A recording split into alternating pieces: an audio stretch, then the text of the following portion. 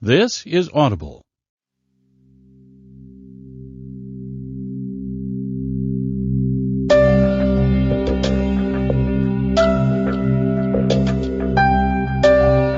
Harper Audio presents The Art of Communicating by Thich Nhat Hanh, read by Dan Warren.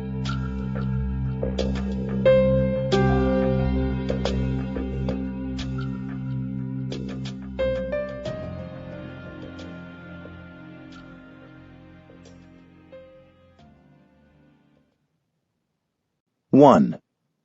Essential food. Nothing can survive without food. Everything we consume acts either to heal us or to poison us. We tend to think of nourishment only as what we take in through our mouths, but what we consume with our eyes, our ears, our noses, our tongues, and our bodies is also food. The conversations going on around us and those we participate in are also food. Are we consuming and creating the kind of food that is healthy for us and helps us grow? When we say something that nourishes us and uplifts the people around us, we are feeding love and compassion. When we speak and act in a way that causes tension and anger, we are nourishing violence and suffering. We often ingest toxic communication from those around us and from what we watch and read. Are we ingesting things that grow our understanding and compassion? If so, that's good food.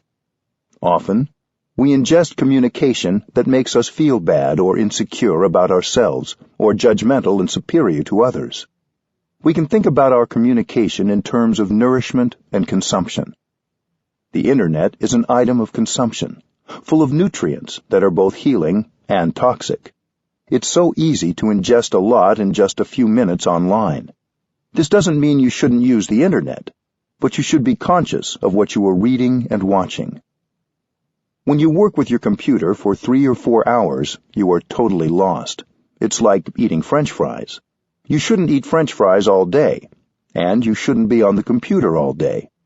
A few French fries, a few hours, are probably all most of us need.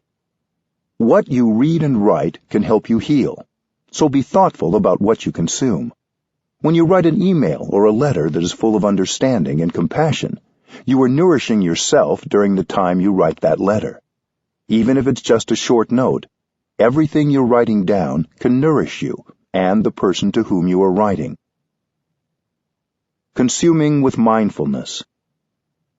How can you tell what communication is healthy and what is toxic? The energy of mindfulness is a necessary ingredient in healthy communication. Mindfulness requires letting go of judgment, returning to an awareness of the breath and the body, and bringing your full attention to what is in you and around you. This helps you notice whether the thought you just produced is healthy or unhealthy, compassionate or unkind. Conversation is a source of nourishment. We all get lonely and want to talk with someone. But when you have a conversation with another person, what that person says may be full of toxins, like hate, anger, and frustration. When you listen to what others say, you're consuming those toxins. You're bringing toxins into your consciousness and your body. That's why mindfulness of speaking and mindfulness of listening are very important. Toxic conversation can be difficult to avoid, especially at work. If it is going on around you, be aware. You need to have enough mindful awareness not to absorb these kinds of suffering. You have to protect yourself with the energy of compassion, so that when you listen, instead of consuming toxins, you're actively producing more compassion in yourself. When you listen in this way, compassion protects you and the other person suffers less. You absorb the thoughts, speech, and actions you produce, and those contained in the communications of those around you. That is a form of consumption. So when you read something, when you listen to someone, you should be careful not to allow the toxins to ruin your health and bring suffering to you and to the other person or group of people. To illustrate this truth, the Buddha used the graphic image of a cow that has a skin disease. The cow is attacked by all kinds of insects and microorganisms coming from the soil, coming from the trees, coming from the water. Without skin, a cow can't protect herself. Mindfulness is our skin. Without mindfulness, we may take in things that are toxic to our body and mind. Even when you simply drive your car through the city, you consume. The advertisements hit your eyes, and you're forced to consume them. You hear sounds. You may even say things that are the products of too much toxic consumption. We have to protect ourselves with mindful consumption. Mindful communication is part of this. We can communicate in such a way as to solidify the peace and compassion in ourselves and bring joy to others. Relationships don't survive without the right food. Many of us suffer because of difficult communication. We feel misunderstood, especially by those we love. In a relationship, we are nourishment for each other. So we have to select the kind of food we offer the other person, the kind of food that can help our relationships thrive. Everything, including love, hate, and suffering, needs food to continue. If suffering continues, it's because we keep feeding our suffering. Every time we speak without mindful awareness, we are feeding our suffering. With mindful awareness, we can look into the nature of our suffering and find out what kind of food we have been supplying to keep it alive. When we find the source of nourishment for our suffering, we can cut off that supply, and our suffering will fade. Often, a romantic relationship begins beautifully, but then, because we don't know how to nourish our love, the relationship begins to die. Communication can bring it back to life. Every thought you produce in your head, in your heart, in China they say in your belly, feeds that relationship. When you produce a thought that carries suspicion, anger, fear, irritation, that thought is not nourishing to you or to the other person. If the relationship has become difficult, it's because we've nourished our judgment and our anger, and we haven't nourished our compassion. One day in Plum Village, the French retreat center where I live, I gave a talk about how we needed to nourish our loved ones by practicing loving communication. I spoke about our relationships as flowers that need watering with love and communication to grow. There was a woman sitting near the front who was crying the whole time. After the talk, I went to her husband and I said, "My dear friend, your flower needs some watering." Her husband had been at the talk and knew about loving speech, but sometimes we all need a friend to remind us. So, after lunch, the man took his wife for a drive in the country. They just had an hour or so, but he focused on watering the good seeds the whole drive. When they came back, she seemed completely transformed, very happy and joyful. Their children were very surprised, because in the morning, when their parents had left, they'd been sad and irritable. So, in just an hour, you can transform another person and yourself, just with the practice of watering the good seeds. This is applied mindfulness in action. It's not theoretical. Nourishing and healing communication is the food of our relationships. Sometimes one cruel utterance can make the other person suffer for many years, and we will suffer for many years too. In a state of anger or fear, we may say something that can be poisonous and destructive. If we swallow poison, it can stay within us for a long time, slowly killing our relationship. We may not even know what we said or did that started to poison the relationship. But we have the antidote: mindful compassion and loving communication. Love, respect, and friendship all need food to survive. With mindfulness, we can produce thoughts, speech, and actions that will feed our relationships and help them grow and thrive. 2. Communicating with yourself. Loneliness is the suffering of our time. Even if we're surrounded by others, we can feel very alone. We are lonely together. There's a vacuum inside us. It makes us feel uncomfortable, so we try to fill it up by connecting with other people.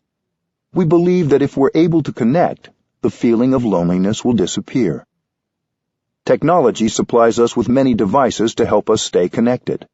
But even when we're connected, we continue to feel lonely. We check our email, send text messages, and post updates several times a day. We want to share and receive. We might spend our whole day connecting, but not reduce the loneliness we feel.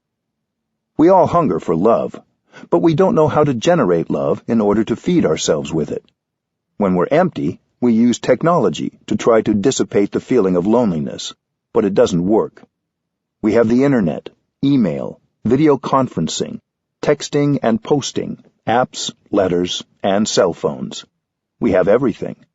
And yet it's not at all certain that we have improved our communication. Many of us have cell phones. We want to be in touch with other people, but we shouldn't put too much faith in our phones. I don't have one, but I don't feel out of touch with the world. In fact, without a mobile device, I have more time for myself and for others. You believe that having your phone helps you to communicate, but if the content of your speech is not authentic, talking or texting on a device doesn't mean you're communicating with another person. We believe too much in the technologies of communication. Behind all these instruments we have the mind, the most fundamental instrument for communication. If our minds are blocked, there is no device that will make up for our inability to communicate with ourselves or others. Connecting internally. Many of us spend a lot of time in meetings or emailing with others, and not a lot of time communicating with ourselves. The result is that we don't know what is going on within us. It may be a mess inside. How, then, can we communicate with another person? We think that with all our technological devices we can connect, but this is an illusion. In daily life, we're disconnected from ourselves. We walk, but we don't know that we're walking. We're here, but we don't know that we're here. We're alive, but we don't know that we're alive. Throughout the day, we lose ourselves. To stop and communicate with yourself is a revolutionary act. You sit down and stop that state of being lost, of not being yourself. You begin by just stopping whatever you're doing, sitting down, and connecting with yourself. This is called mindful awareness. Mindfulness is full awareness of the present moment. You don't need an iPhone or a computer. You just need to sit down and breathe in and out. In just a few seconds, you can connect with yourself. You know what is going on in your body, your feelings, your emotions, and your perceptions. Digital purpose. When you don't feel you can communicate well in person, or wonder if what you say will be hard for the other person to hear, sometimes the best way to communicate is to write a letter or an email. If you can write a letter that's full of understanding and compassion, then during the time of writing that letter, you will nourish yourself. Everything you write will be nourishing for the person you are writing to, and first of all, for you. The other person hasn't received the email or letter yet, but while typing the letter, you are nourishing yourself, because what you're saying in the letter is full of compassion and understanding. Especially at the beginning of your practice, it may be easier for you to practice mindful communication in writing. Writing this way is good for our health. We can send an email, we can text, and we can talk on the phone and use mindful communication. If our message is full of understanding and compassion, we'll be able to remove fear and anger from the other person. So next time you hold the phone, look at it and remember that its purpose is to help you communicate with compassion. Usually we are in a hurry to send our emails and texts. As soon as we finish writing them, we press send and they are gone.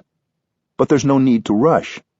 We always have time for at least one in-breath and out-breath before we pick up the phone, or before we press send on a text or email.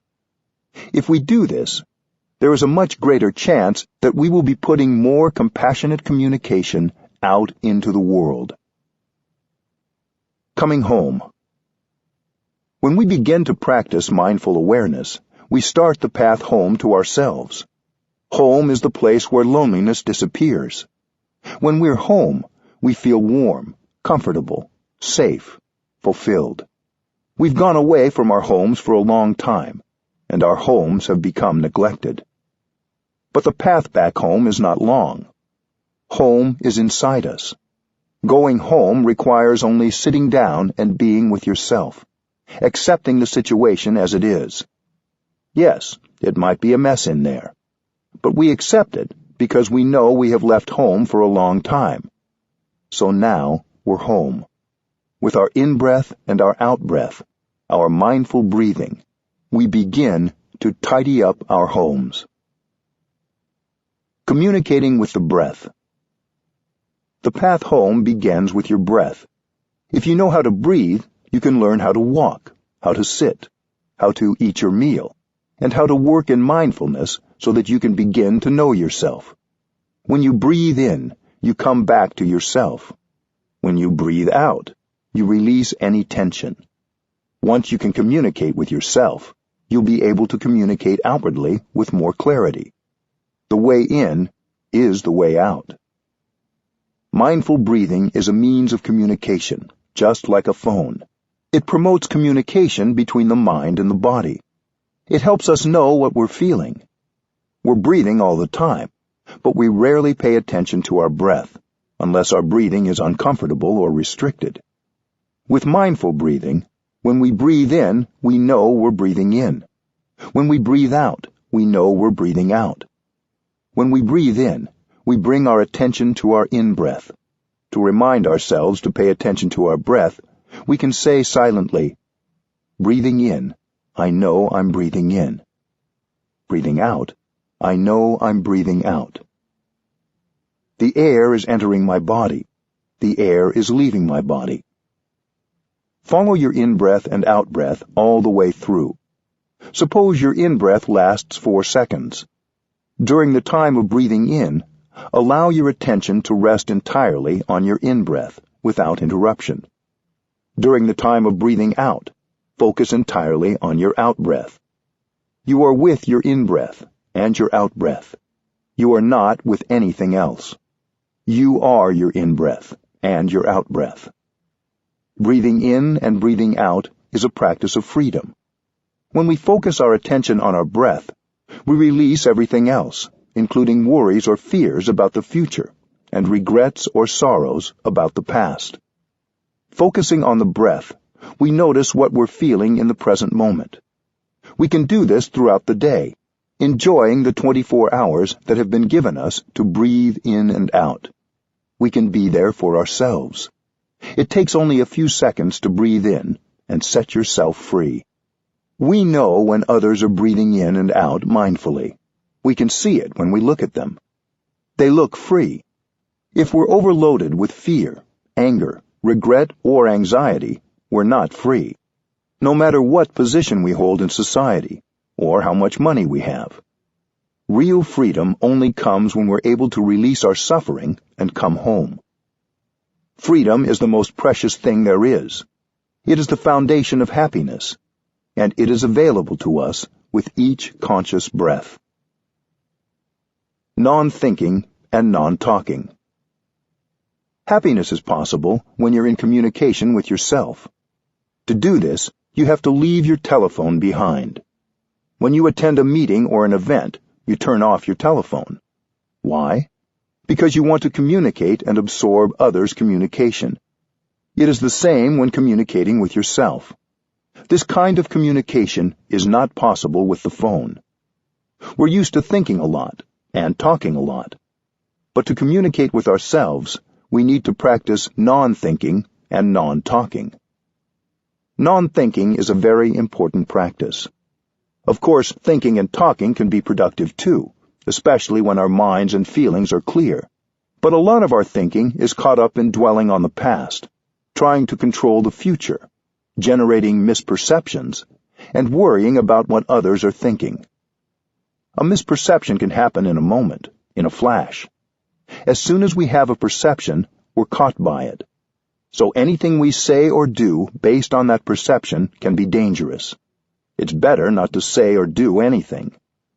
That's why in the Zen tradition, they say the paths of talking and of thinking should be cut off. The path of speech is cut off because if you continue to talk, you continue to be caught in your words. Mindful breathing is a practice of non-thinking and non-talking. Without thinking and talking, there is no obstacle to get in the way of our enjoyment of the present moment. It's enjoyable to breathe in, to breathe out. It's enjoyable to sit, to walk, to eat breakfast, to take a shower, to clean the bathroom, to work in the vegetable garden. When we stop talking and thinking, and we listen mindfully to ourselves, one thing we will notice is our greater capacity and opportunities for joy. The other thing that happens when we stop thinking and talking, and we begin listening to ourselves, is that we notice the suffering present in our lives. There may be tension and pain in our bodies. We may have old pains and fears, or new pains and fears, which we have hidden under our talking and texting and thinking.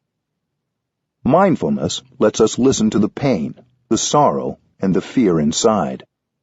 When we see that some suffering or some pain is coming up, we don't try to run away from it. In fact, we have to go back and take care of it. We're not afraid of being overwhelmed, because we know how to breathe and how to walk so as to generate enough energy of mindfulness to recognize and take care of the suffering. If you have enough mindfulness generated by the practice of mindful breathing and walking, you're no longer afraid to be with yourself. If I am free of needing a mobile phone, it's because I carry mindfulness with me, like a guardian angel on my shoulder. The angel is always with me when I practice. It helps me be unafraid of whatever suffering or pain arises. It's much more important to keep your mindfulness with you than to keep your mobile phone. You think that you're safe when carrying your phone, but the truth is that mindfulness will do much more than a phone to protect you, to help you suffer less, and to improve your communication. Come back. The quiet of non-thinking and non-talking gives us the space to truly listen to ourselves. We don't have to try to get away from our suffering. We don't have to cover up what is unpleasant in us. In fact, we try to be there for ourselves, to understand, so that we can transform. Please do come back home and listen. If you don't communicate well with yourself, you cannot communicate well with another person. Come back again and again, and communicate lovingly with yourself. That is the practice. You have to go back to yourself and listen to the happiness you may have in this moment. Listen to the suffering in your body and in your mind, and learn how to embrace it and bring relief. Communicating with the body. As long as we have mindfulness with us, we can breathe mindfully throughout the day as we go about our daily activities. But our mindfulness will be stronger and will get more healing and communicate more successfully if we take the time to pause and sit quietly for a few moments. When a newly freed Nelson Mandela came to France for a visit, a journalist asked him what he would most like to do. He said, "Sit down and do nothing." Since his release from prison and his official entry into politics, he hadn't had any time to just enjoy sitting. We should make time to sit, even if it's for only a few minutes a day, because sitting is a pleasure. Whenever we're restless and don't know what to do, that is a good time to sit down. It's good to sit when we're peaceful, too, as a way of nurturing a habit and practice of sitting. When we stop and sit, we can begin right away to follow our in-breath and out-breath. Immediately, we can enjoy breathing in and breathing out, and everything gets a little bit better because the present moment becomes available to us. Breathe in a way that gives you pleasure. When you sit and breathe mindfully, your mind and body finally get to communicate and come together. This is a kind of miracle, because usually the mind is in one place and the body in another. The mind is caught in the details of your projects to be done today, your sorrow about the past, or your anxiety about the future. Your mind isn't anywhere near your body. When you breathe in mindfully, there is a happy reunion between body and mind. This doesn't take any fancy technique. Just by sitting and breathing mindfully, you're bringing your mind home to your body. Your body is an essential part of your home.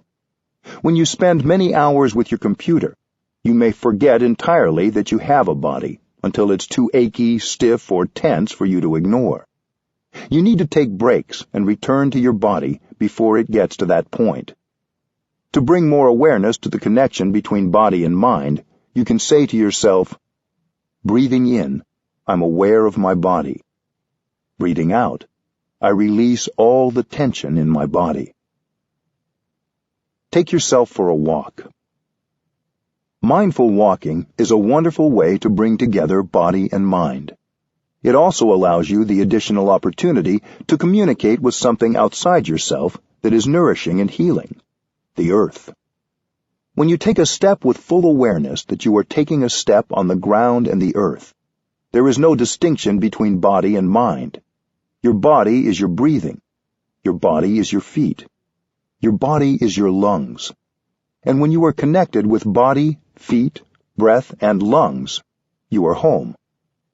Every step brings you home to the here and the now, so you can connect with yourself, your body, and your feelings. That is a real connection. You don't need a device that tells you how many friends you have, or how many steps you've walked, or how many calories you've burned. When you walk mindfully, integrate your breath with each step, and focus on your foot connecting with the ground. You're aware that you're making a step, and you stop thinking altogether. When you think, you get lost in your thinking. You don't know what's going on in your body, in your feelings, or in the world. If you think while you walk, you're not really walking. Instead, focus your attention on your breath and your step. Be aware of your foot, its movement, and the ground you're touching. While you focus your attention on making the step, you are free, because in that time, your mind is only with the step you are making. Your mind is no longer carried off into the future or the past. You take one step, and you are free. While you walk, you can say to yourself, I have arrived. I am home. These words are not a mere declaration or an affirmation practice. They are a realization. You don't need to run anywhere. Many of us have run all our lives. Now we get to live life properly. Home is the here and the now, where all the wonders of life are already available, where the wonder that is your body is available. You can't arrive fully in the here and the now unless you invest your whole body and mind into the present moment. If you haven't arrived 100%, stop where you are and don't take another step. Stay there and breathe until you're sure you have arrived 100%. Then you can smile a smile of victory. It's probably best to do that only when you are enjoying mindful walking alone. If you are around other people, you may create a traffic jam. You don't need an app or an outsider to tell you whether you have arrived. You will know you have arrived because you will recognize that you're comfortable being. When you walk from the parking lot to your office, go home in each step. Recover yourself and connect with yourself during every step. No matter where you're going, you can walk as a free person on this planet Earth and enjoy every step. Walking on the earth heals our alienation. Many of us live in a way that alienates us from the earth and from our own bodies. Most of us live very isolated from each other. We humans can get extremely lonely. We're separated not just from the earth and from each other, but from our own selves. We spend many hours every day forgetting we have bodies. But if we begin to practice breathing mindfully and listening to the body, we can also begin to look deeply and see that the earth is all around us. We touch the earth, and we are no longer alienated from our own bodies or from the body of the earth. We commonly think of the earth as our environment, but looking more deeply, we see that the earth is a wonderful living reality. Often, when we feel alone, we forget that we can connect directly with the earth. When we bring mindfulness to our steps, these steps can bring us back in touch with our own bodies and with the body of the earth. These steps can rescue us from our alienation. Connecting to our suffering. When we begin to breathe mindfully and listen to our bodies, We become aware of feelings of suffering that we've been ignoring. We hold these feelings in our bodies as well as our minds. Our suffering has been trying to communicate with us, to let us know it is there, but we have spent a lot of time and energy ignoring it.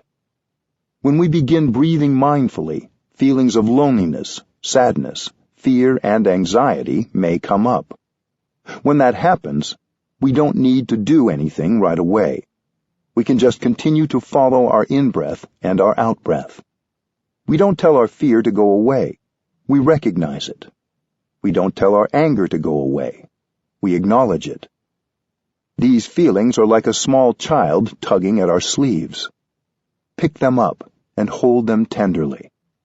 Acknowledging our feelings without judging them or pushing them away, embracing them with mindfulness, is an act of homecoming.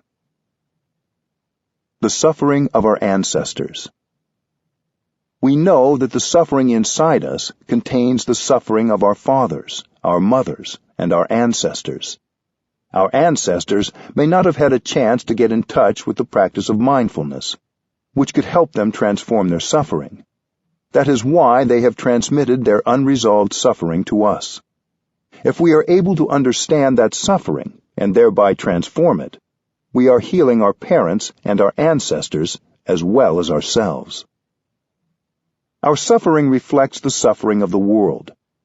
Discrimination, exploitation, poverty, and fear cause a lot of suffering in those around us. Our suffering also reflects the suffering of others. We may be motivated by the desire to do something to help relieve the suffering in the world. How can we do that without understanding the nature of suffering? If we understand our own suffering, it will become much easier for us to understand the suffering of others and of the world. We may have the intention to do something or be someone that can help the world suffer less, but unless we can listen to and acknowledge our own suffering, we will not really be able to help. Listening deeply. The amount of suffering inside us and around us can be overwhelming. Usually we don't like to be in touch with it because we believe it's unpleasant. The marketplace provides us with everything imaginable to help us run away from ourselves. We consume all these products in order to ignore and cover up the suffering in us. Even if we're not hungry, we eat. When we watch television, even if the program isn't very good, we don't have the courage to turn it off, because we know that when we turn it off, we may have to go back to ourselves and get in touch with the suffering inside. We consume not because we need to consume, but because we're afraid of encountering the suffering inside us. But there is a way of getting in touch with the suffering without being overwhelmed by it. We try to avoid suffering, but suffering is useful. We need suffering. Going back to listen and understand our suffering brings about the birth of compassion and love. If we take the time to listen deeply to our own suffering, we will be able to understand it. Any suffering that has not been released and reconciled will continue. Until it has been understood and transformed, we carry with us not just our own suffering, but also that of our parents and our ancestors. Getting in touch with the suffering that has been passed down to us helps us understand our own suffering. Understanding suffering gives rise to compassion. Love is born, and right away we suffer less. If we understand the nature and the roots of our suffering, the path leading to the cessation of the suffering will appear in front of us. Knowing there is a way out, a path, brings us relief, and we no longer need to be afraid. Suffering brings happiness. Understanding suffering always brings compassion. If we don't understand suffering, we don't understand happiness. If we know how to take good care of suffering, we will know how to take good care of happiness. We need suffering to grow happiness. The fact is that suffering and happiness always go together. When we understand suffering, we will understand happiness. If we know how to handle suffering, we will know how to handle happiness and produce happiness. If a lotus is to grow, it needs to be rooted in the mud. Compassion is born from understanding suffering. We all should learn to embrace our own suffering, to listen to it deeply, and to have a deep look into its nature. In doing so, we allow the energy of love and compassion to be born. When the energy of compassion is born, right away we suffer less. When we suffer less, when we have compassion for ourselves, we can more easily understand the suffering of another person and of the world. Then our communication with others will be based on the desire to understand rather than the desire to prove ourselves right or make ourselves feel better. We will have only the intention to help. Understanding our own suffering helps us understand others. I know a woman from Washington, D.C., who at one time planned to commit suicide because she couldn't see any way out of the suffering she was feeling. She had no hope. She had a very difficult relationship with her husband and also with their 3 children. She had a friend who wanted her to listen to one of my talks on deep listening and loving speech.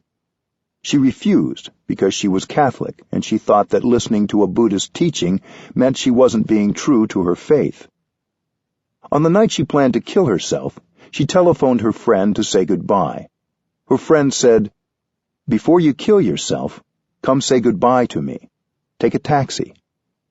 She came, and when she got there, her friend asked her, as a favor, to listen to the tape before she killed herself.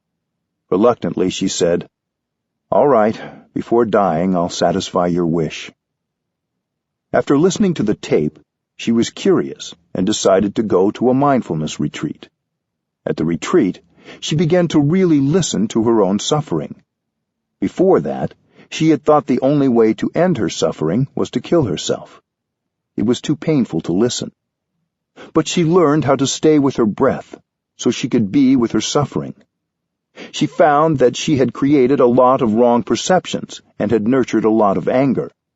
She had thought that her husband and her family had created all her suffering. But now she saw that she was co-responsible for her suffering. She had thought that her husband didn't suffer, that he just made her suffer. But now her understanding was quite different, and she was able to see the suffering in her husband. This was quite an achievement. When you see the suffering inside yourself, you can see the suffering in the other person, and you can see your part, your responsibility, in creating the suffering in yourself and in the other person. The night when she came back from the retreat, she came and sat close to her husband. This was something very new, coming and sitting near him. She sat for a long time, and then she began to talk. She said, "I know you have suffered so much during the past many years. I couldn't help you. I made the situation worse. It wasn't my intention to make you suffer. It was just because I didn't understand you. I didn't see the suffering inside you. Tell me about your difficulties. Please, help me understand." She was able to use this kind of loving speech. Her husband began to cry like a baby, because for so many years she hadn't talked to him in a loving way. Their relationship had been very beautiful in the beginning, but it had become filled with resentment and arguments and lacked any real communication. That night began their journey to reconciliation. 2 weeks later, the couple came with their children to tell me this story. Loving yourself is the basis for compassion. We tend to think we already know and understand our loved ones very well, but that may not be so. If we haven't understood our own sufferings and our own perceptions, how can we understand the suffering of another person? We shouldn't be too sure that we understand everything about the other person. We have to ask, do I understand myself enough? Do I understand my suffering and its roots? Once you have some understanding and insight into your own suffering, you begin to be better at understanding and communicating with someone else. If you can't accept yourself, if you hate yourself and get angry with yourself, how can you love another person and communicate love to him or her? Self-understanding is crucial for understanding another person. Self-love is crucial for loving others. When you've understood your suffering, you suffer less, and you are capable of understanding another person's suffering much more easily. When you can recognize the suffering in the other person and see how that suffering came about, compassion arises. You no longer have the desire to punish or blame the other person. You can listen deeply, and when you speak, there is compassion and understanding in your speech. The person with whom you're speaking will feel much more comfortable, because there is understanding and love in your voice. Coming home to ourselves to understand our suffering and its roots is the first step. Once we understand our suffering and how it came about, we're in a position to communicate with others in such a way that they also suffer less. Our relationships depend on the capacity of each of us to understand our own difficulties and aspirations and those of others. When you can truly come home to yourself and listen to yourself, you can profit from every moment given you to live.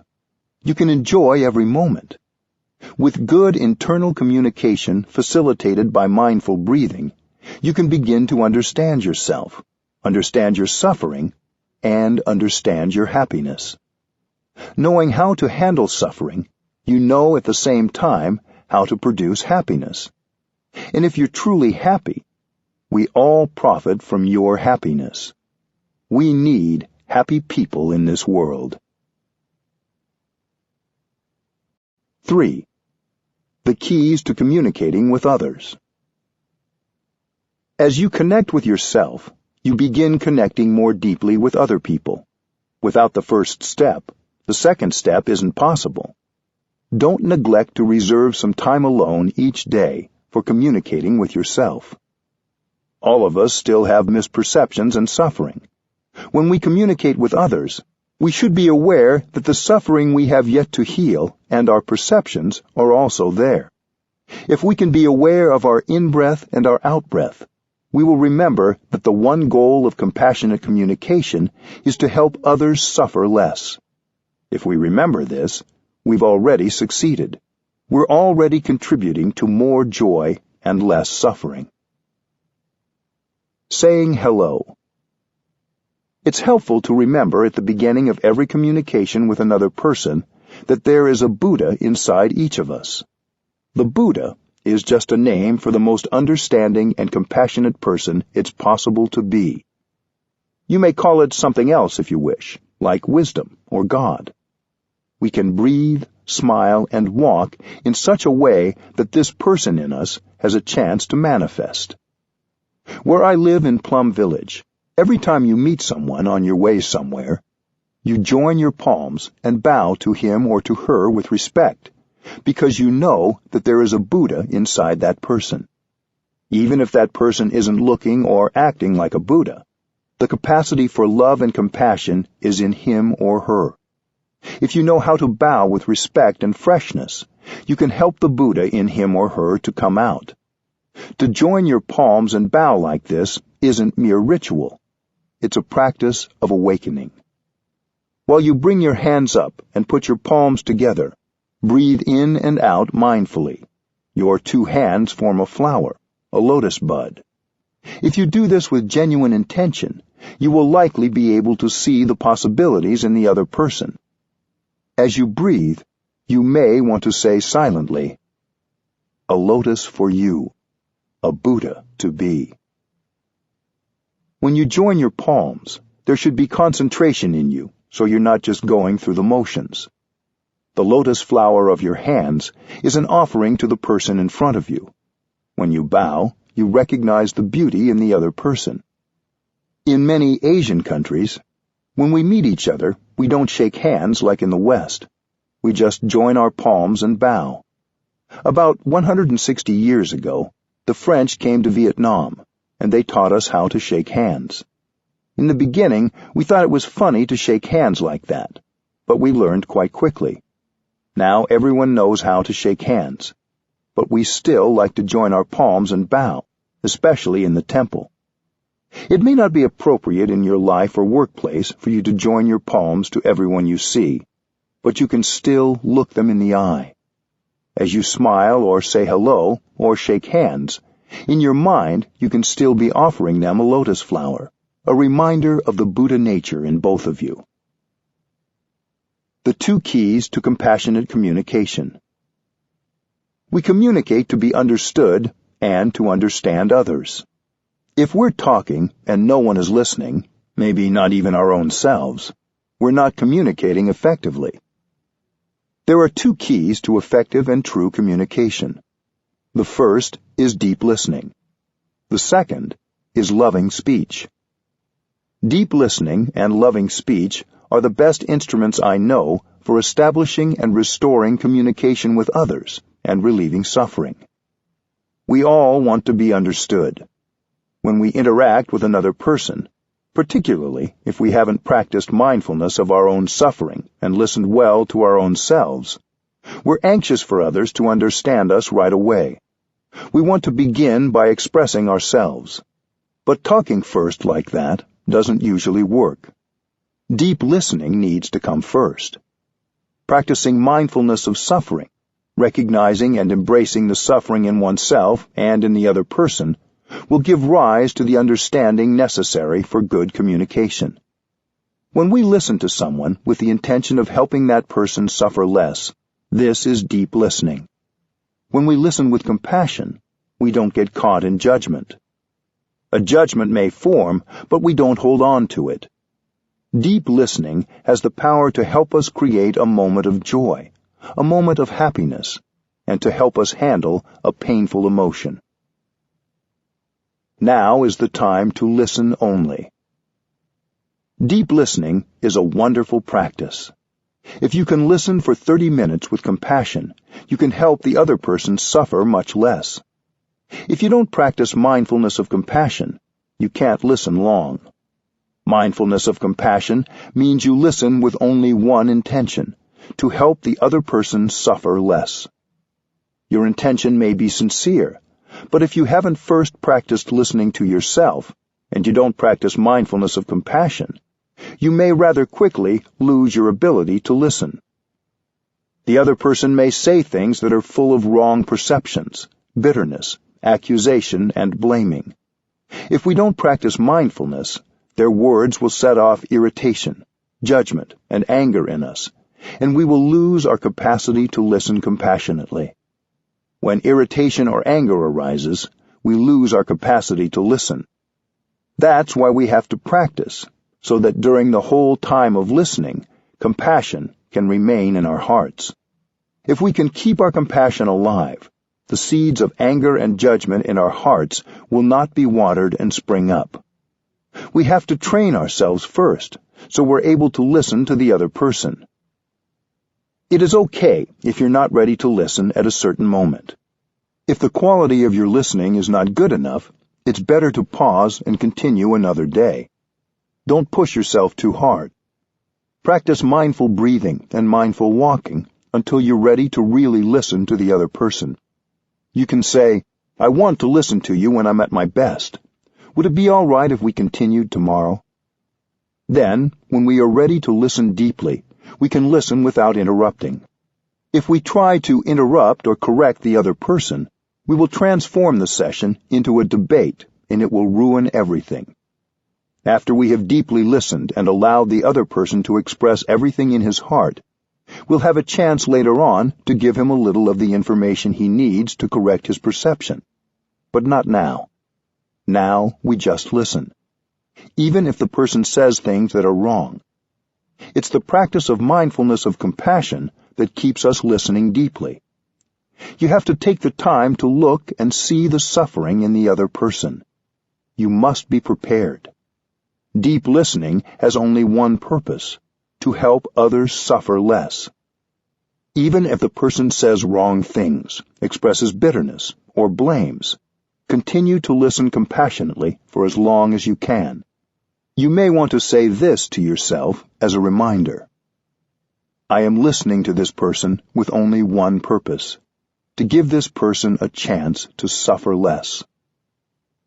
Keep the one purpose of deep listening alive in your heart and in your mind. As long as you are inhabited by the energy of compassion, you are safe. Even if what the other person says contains a lot of wrong perceptions, bitterness, anger, blame, and accusation, you are really safe.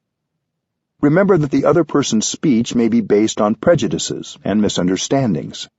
You will have a chance later to offer some information so that he or she can correct his or her perception.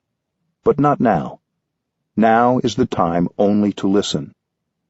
If you can keep your mindfulness of compassion alive for even 30 minutes, you are inhabited by the energy of compassion, and you are safe. As long as compassion is present, you can listen with equanimity. You know that the other person is suffering. When we don't know how to handle the suffering inside us, we continue to suffer, and we make people around us suffer.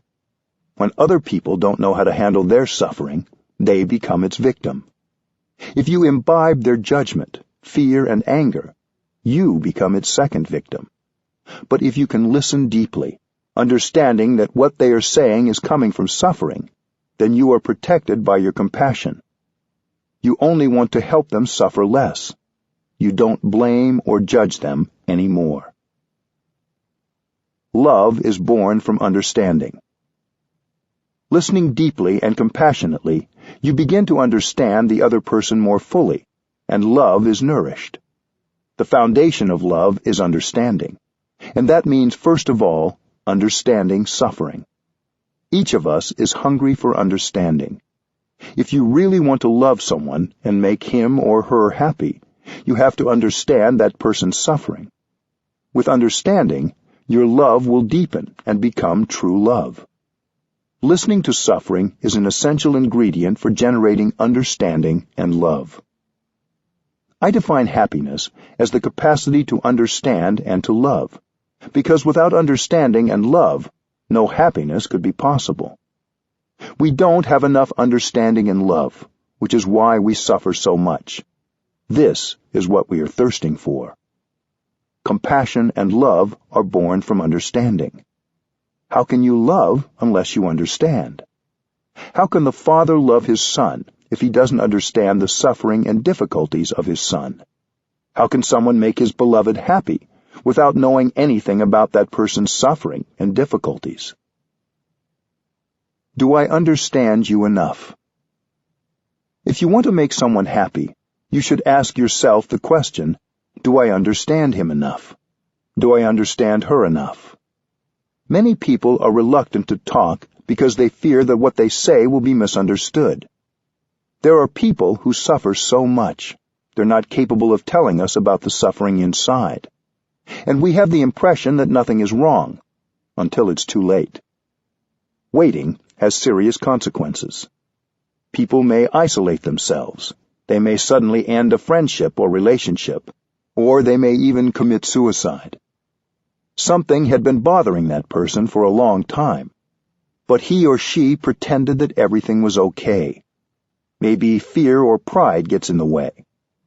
Listening and looking with mindfulness and concentration, we may discover that there's a block of suffering in that person. We see that she has suffered so much and doesn't know how to handle the suffering inside. So she continues to suffer and make other people suffer too. Once you have seen that, suddenly your anger is no longer there. Compassion arises. You have the insight that she is suffering and needs help, not punishment. If you need to, you can ask for help. You can say, "Dear one, I want to understand you more. I want to understand your difficulties and your suffering. I want to listen to you because I want to love you." When we take the time to look more deeply, we may see for the first time the big block of suffering in that person. Someone might pretend not to suffer, but that's not true. When you're able to listen compassionately, other people have a chance to tell you about their difficulties. In any relationship, you may want to check whether you have understood the other person. If it is a relationship that is harmonious, in which communication is good, then happiness is there. If communication and harmony exist, it means mutual understanding is there. Don't wait until the other person has left or is full of anger to ask the important question. Do you think I understand you enough? The other person will tell you if you haven't understood enough. He will know if you're able to listen with compassion. You may say, "Please tell me, please help me, because I know very well that if I don't understand you, I will make a lot of mistakes."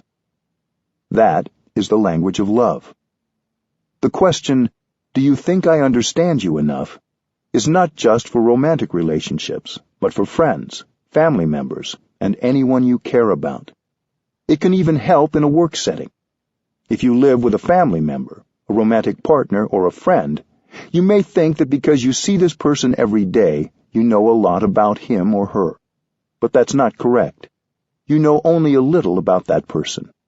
You may have lived with someone for 5, 10, or 20 years, but you may not have looked deeply into that person to understand him or her. You may have done the same with yourself. You have lived with yourself your whole life. We think that we already understand who we are.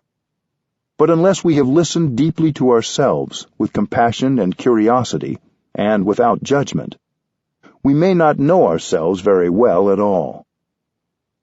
If you wait until family members pass away, it will be too late to ask them to share more about themselves. It's nice when a child of any age sits with a parent and asks about their experiences, sufferings, and sources of happiness. Just sit and listen. With mindful breathing and listening to ourselves, our capacity for listening and looking expands deeply, and we may find the opportunity for much greater communication and connection with our parents and our loved ones. When you see that the other person has suffering inside, compassion is born in your heart. You may want to do something to help that person suffer less. Your compassionate listening and loving speech will already do a lot to change the situation. Then you can sit with the person and together get insight into what other concrete actions, if any, are necessary to help the situation. Compassionate listening isn't the only thing we can do when someone is suffering, but it's almost always the first step. Loving speech. When you have to tell people bad news, telling the truth can be difficult. If you don't speak mindfully, the other person can get very angry or anxious after hearing your truth. We can train ourselves to speak the truth in such a way that, in the end, the other person can accept it. When you speak, you try to tell others the truth about your suffering and their suffering. This is loving speech. You speak in a way that helps others recognize the suffering inside themselves and in you. We have to be skillful. The one who speaks has to be very mindful, using words in a way that can help the listener not be caught in wrong perceptions. And the listener has to be careful not to be caught in the words being said or the ideas being offered. There needs to be mindfulness and skillfulness on the part of both the speaker and the listener. Because you have first practiced compassionate listening, you know that what you say can carry with it insight and understanding. With more understanding, you can really help the other person suffer less, and your communication is more effective. You speak gently because you are willing to help. The way we communicate already makes the other person feel much better. The words we say are nourishment. We can use words that will nourish ourselves and nourish another person. What you say, what you write, should convey only compassion and understanding. Your words can inspire confidence and openness in another person. Generosity can be practiced wonderfully with loving speech. You don't have to spend any money to practice generosity. In Buddhism, another way of saying loving speech is right speech. In our daily life, right speech is what nourishes us and nourishes those around us. Wrong speech. We call loving speech right speech because we know that suffering is brought about by wrong speech. Our speech can cause a lot of suffering with unkind, untruthful, or violent words. Wrong speech is the kind of speech that lacks openness and does not have understanding, compassion, and reconciliation at its base. When we write a note or a letter, when we speak on the telephone, what we write or say should be right speech that conveys our insight, our understanding, and our compassion. When we practice right speech, we feel wonderful in our bodies and our minds. And the one who listens to us also feels wonderful. It's possible for us to use right speech, the speech of compassion, tolerance, and forgiveness, several times a day. It doesn't cost anything, and it's very healing. The 4 elements of right speech. Loving, truthful speech can bring a lot of joy and peace to people. But producing loving speech takes practice because we aren't used to it. When we hear so much speech that causes craving, insecurity, and anger, we get accustomed to speaking that way. Truthful, loving speech is something we need to train ourselves in. In Buddhism, there's a practice called the 10 Bodhisattva trainings. 4 of these 10 relate to right speech. A bodhisattva is an enlightened being who has dedicated his or her life to alleviating the suffering of all living beings. Enlightenment is always enlightenment about something. If you begin to understand the nature and the root of your suffering, that is a kind of enlightenment, and it helps you suffer less right away. There are those of us who are very critical of ourselves. That's because we haven't understood our own suffering. When we become a bodhisattva for ourselves, we don't blame ourselves or others anymore. A bodhisattva is someone who can speak with gentle, loving speech, and who can listen with compassion. Anyone can become a bodhisattva by training diligently. You don't have to practice for 10 years to become a bodhisattva. Spend at least some time each day, even if it's only 5 or 10 minutes, sitting, practicing mindful breathing, and listening to yourself. Here are the 4 bodhisattva guidelines of the 10 bodhisattva trainings for right speech. 1. Tell the truth. Don't lie or turn the truth upside down. 2. Don't exaggerate. 3. Be consistent. This means no double talk, speaking about something in one way to one person and in an opposite way to another for selfish or manipulative reasons. 4. Use peaceful language. Don't use insulting or violent words, cruel speech, verbal abuse, or condemnation. Tell the truth. The first element of right speech is to tell the truth. We don't lie. We try not to say untruthful things. If we think the truth is too shocking, we find a skillful and loving way to tell the truth. But we have to respect the truth. There are those who verbally abuse people and make them suffer, and then say, "I'm only telling the truth." But they tell the truth in a violent and attacking way. Sometimes it can even cause the other person to feel great suffering. When you tell the truth, sometimes the result isn't what you wanted. You need to look deep into the mind of the other person to see how you can tell the truth in such a way that others don't feel threatened, so they can listen. You try to tell the truth in a loving and protective way. It's important to remember that what you think is the truth could be your own incomplete or erroneous perception. You think it's the truth, but your perception may be partial. It may be blocked by something. Lying is dangerous, because one day the other person may find out the truth. That could be a catastrophe. So if we don't want to lie, and we don't want to trigger a hurt, we have to be mindful of our words and find a skillful means to tell the truth. There are many ways to tell the truth. It's an art. The truth is a solid base for a long-lasting relationship. If you don't build your relationship on the truth, sooner or later it will crumble. We have to find the best way to tell the truth so that the other person can receive it easily. Sometimes, even the most skillful words can cause pain. That is okay. Pain can heal. If your words are spoken with compassion and understanding, the pain will heal more quickly.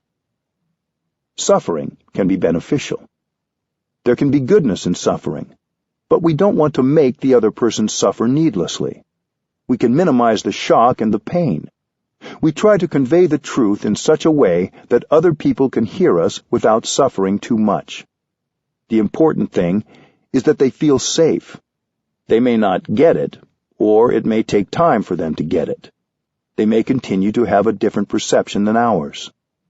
Sometimes you can begin by telling another story, the story of someone else whose situation is similar to the person you are speaking to, so that he or she can get accustomed to the idea. It's easier to listen to the story of another person. You can say, "What do you think? Would it be good for the other person to hear the truth or not?" Usually people say, "Yes, it's good to hear the truth." Sometimes the person you are speaking to will come to the conclusion independently and learn from the case of the other person. It takes a lot of practice to tell the truth in a way that the other person can hear.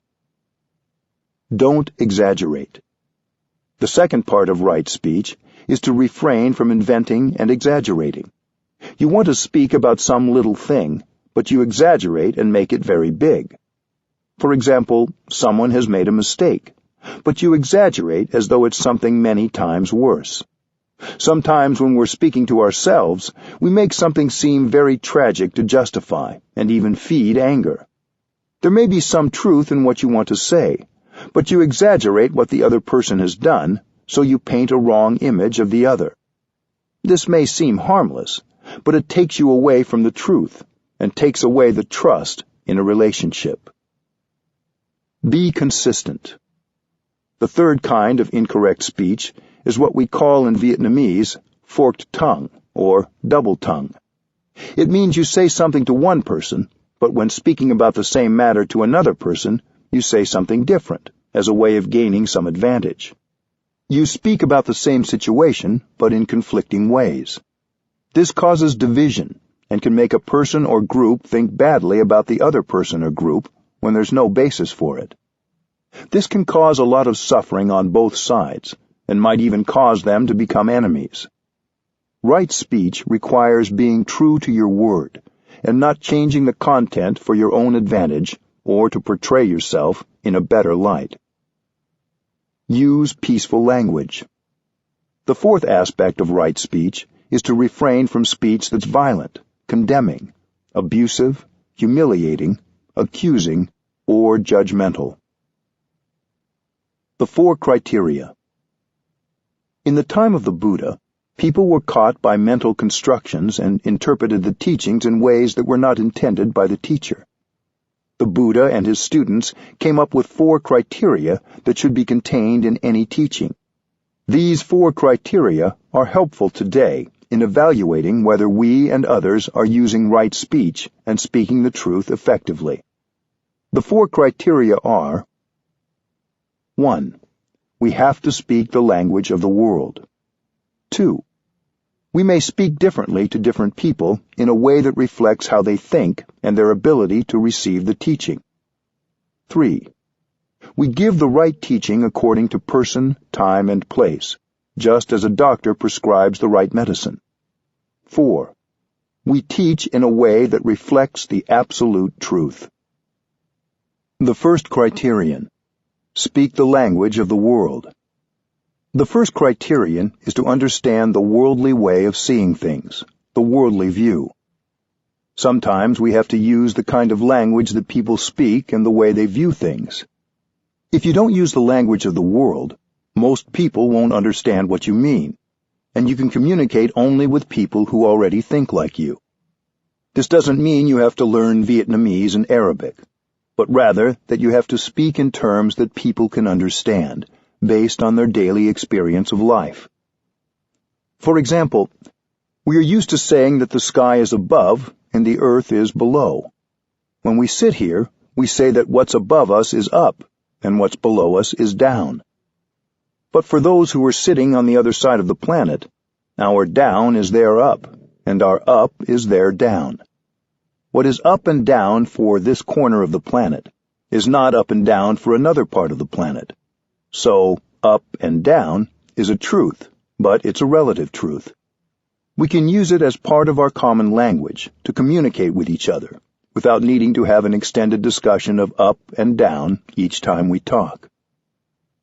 The second criterion: speak according to the understanding of the person listening. The second criterion says that we may have to speak to each person differently. This doesn't contradict the element of right speech that says not to speak with a forked tongue, doublespeak. We need to keep the truthful content the same, while being aware of the perspective and understanding of the person we're speaking to, so others have an opportunity to really hear what's being said. With one person, you speak one way. With another person, you have to speak a different way.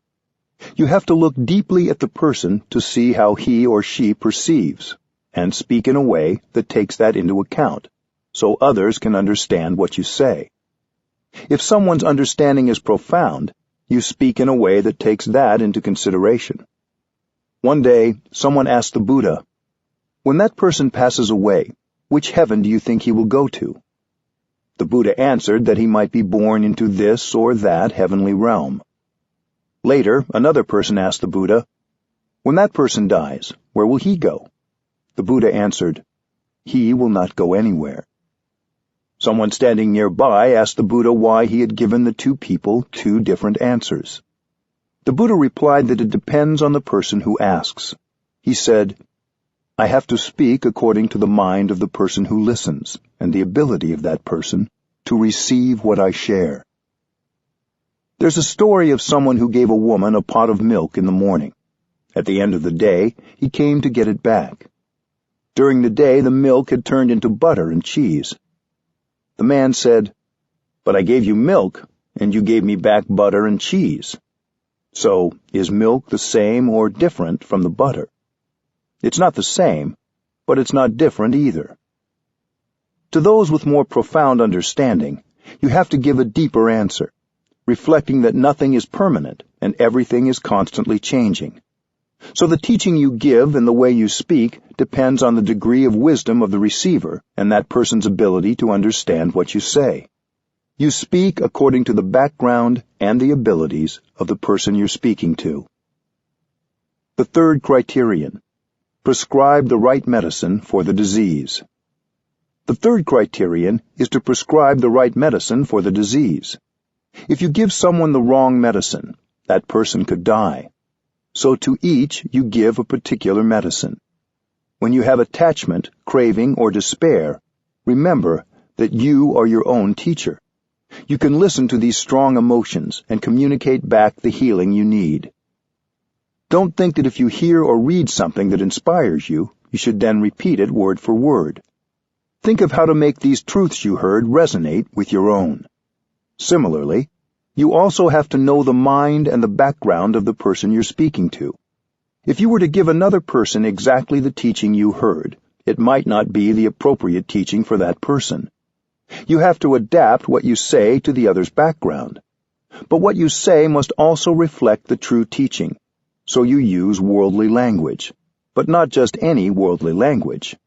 Your language has to be appropriate to the situation, while not straying from the truth.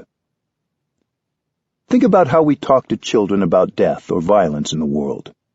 Do we tell them the truth in a different way than we would an adult? One time, when I was visiting a museum, I entered a room containing a mummified human body. A little girl was there looking at the dead person.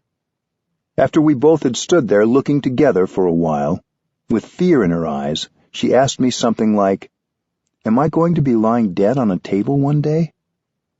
I breathed in and out, and gave her the only answer that was appropriate for that situation. No. I hope that someday a wise parent or friend will be able to talk with her about the impermanence of all things, including our bodies, and the deep teaching of the Buddha that nothing ever ceases to exist altogether. Nothing goes from being existent to being non-existent. But this was not the time or place for her to be told all that. So I gave her the best answer available under the circumstances, which was no. Even with adults, we can vary what we say depending on how fragile we think they might be about a certain subject. We want to share information in a way that people can integrate and use later, even if not right away. This isn't lying. It's telling the truth in a skillful way. There was a man belonging to the Jain tradition who asked the Buddha whether human beings have a self. The Buddha could have answered that there is no self, but he kept silent. Then the Jain man asked, "Then do we have no self?" The Buddha still kept silent. Later, Ananda asked the Buddha, "Why didn't you say there is no self?" The Buddha said, "I know that he is caught in his view. If I were to say that there is no self, he would be lost and he would suffer a lot. So, although no self is correct according to our teaching, it was better to keep silent." The fourth criterion: reflect the absolute truth. The fourth criterion is the absolute truth, the most profound view of things, and it may be found in sentences such as, "There is no separate self," or "There is no such thing as birth and death." The absolute truth is correct.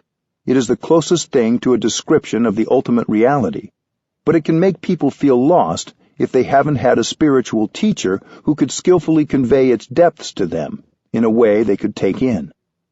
So whenever we need to say something we know will be difficult for others to hear, we have to be humble and try to look more and more deeply to discover in what way we can talk about these things. There are some absolute truths, such as that of no birth and no death, that are very difficult to grasp in our everyday way of thinking and everyday lives. But then if we are shown something simple, such as a cloud, we can grasp very easily that the cloud isn't born and it doesn't die. It simply changes form. We may think of these absolute truths as abstract, but they are visible all around us in the natural world if we look deeply or have a teacher or companion with whom we can talk about what we see. If you use these four criteria, you will not be confused when you are reading or listening to something. They can also help you listen well to others and express yourself effectively in everyday life, whether in friendly conversation, when speaking to or listening in a group, or when reading a text, whether secular or religious. You will have a deep understanding of what is the truth in any given situation and how best to respond. This training isn't just about how we speak, but also goes along with how we listen. So the focus is what happens not only with the mind and tongue, but also with the ear. When we listen more deeply and see more clearly, compassion arises, and we use mindful speech that reflects our sincere and caring intentions. Instead of speaking cruelly, we begin to listen with compassion. When we have the ability to listen with compassion to the suffering of the other person, we will benefit as well. Our compassion makes us happy and peaceful. When we listen with compassion, we can understand things that we wouldn't be able to understand if we were full of anger. Listening deeply is a kind of looking deeply. You look not with your eyes, but with your ears. When you look with your eyes, you can see the suffering. When you look with your ears, you can hear the vibration of that person's words. In Vietnamese, the Bodhisattva Avalokiteshvara is called Quan the Am, in Chinese, Kuan Yin. Quan means to contemplate deeply, the means world, and Am means sound.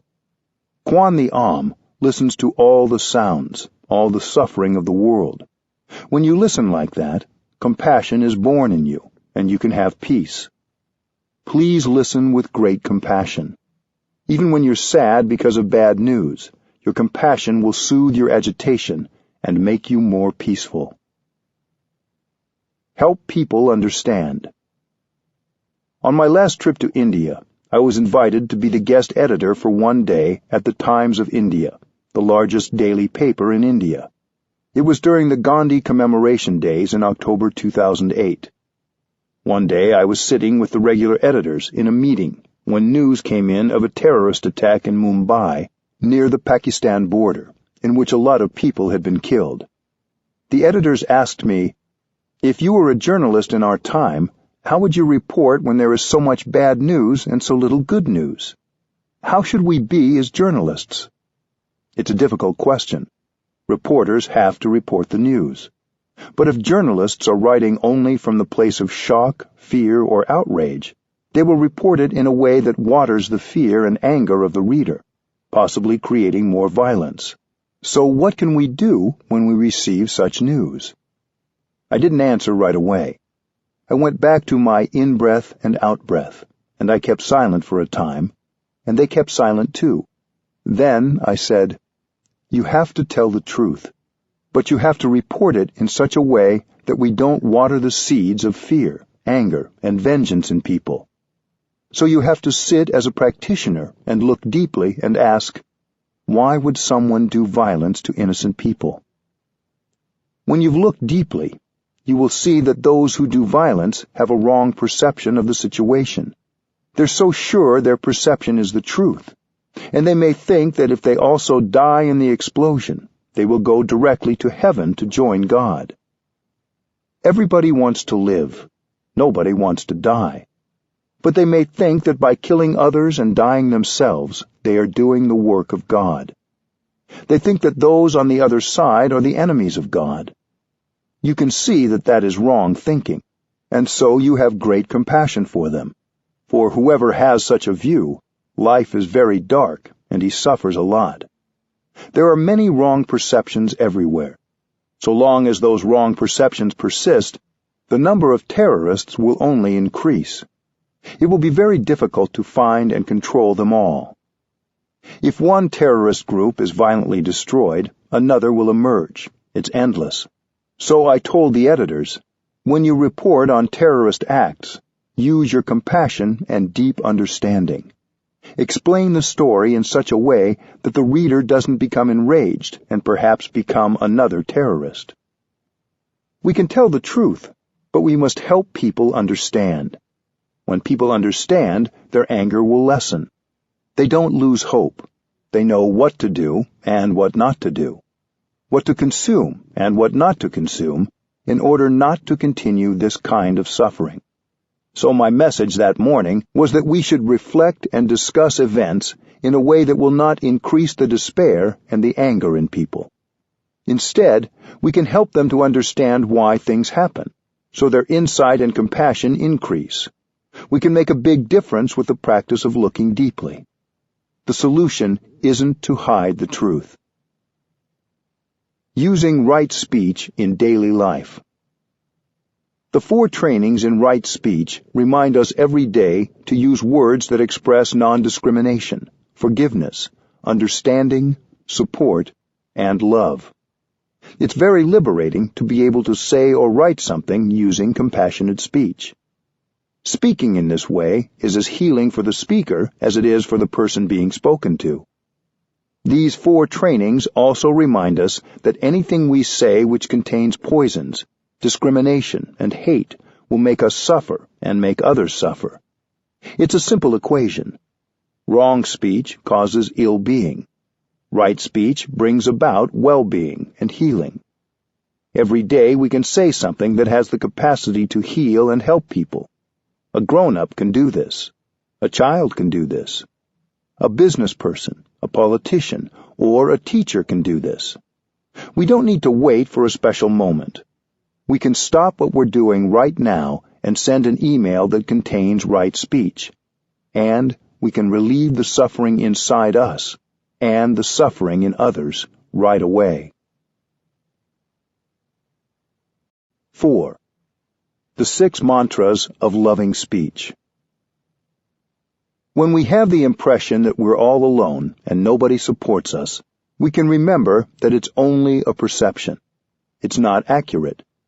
Think of a tree standing outside right now. The tree is supporting us with beauty, freshness, and oxygen for us to breathe. That kind of support is also a kind of love. The fresh air outside, the plants that feed us, and the water that flows over our hands from the tap all support us. There are many ways that people can support us and love us without actually saying, "I love you." You may know people who have never said, "I love you," but you know they love you. When I was ordained as a novice monk, I had a teacher who I knew loved me deeply, but he never said, "I love you." That is the traditional way. If one pronounced the words, "I love you," it seemed that some of the sacredness was lost. Sometimes we feel very grateful, but we want to express our gratefulness in ways other than simply saying thank you. Look for the many ways people communicate their love without saying it. Maybe, like the tree, they are supporting you in other ways.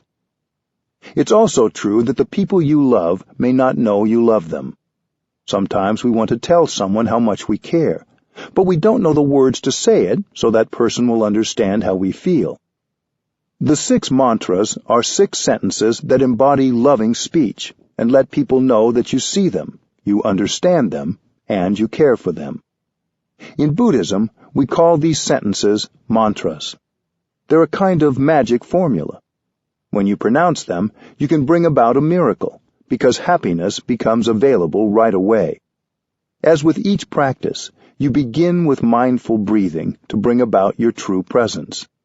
Then you come to the other person in mindfulness, committed to the practice of compassionate communication.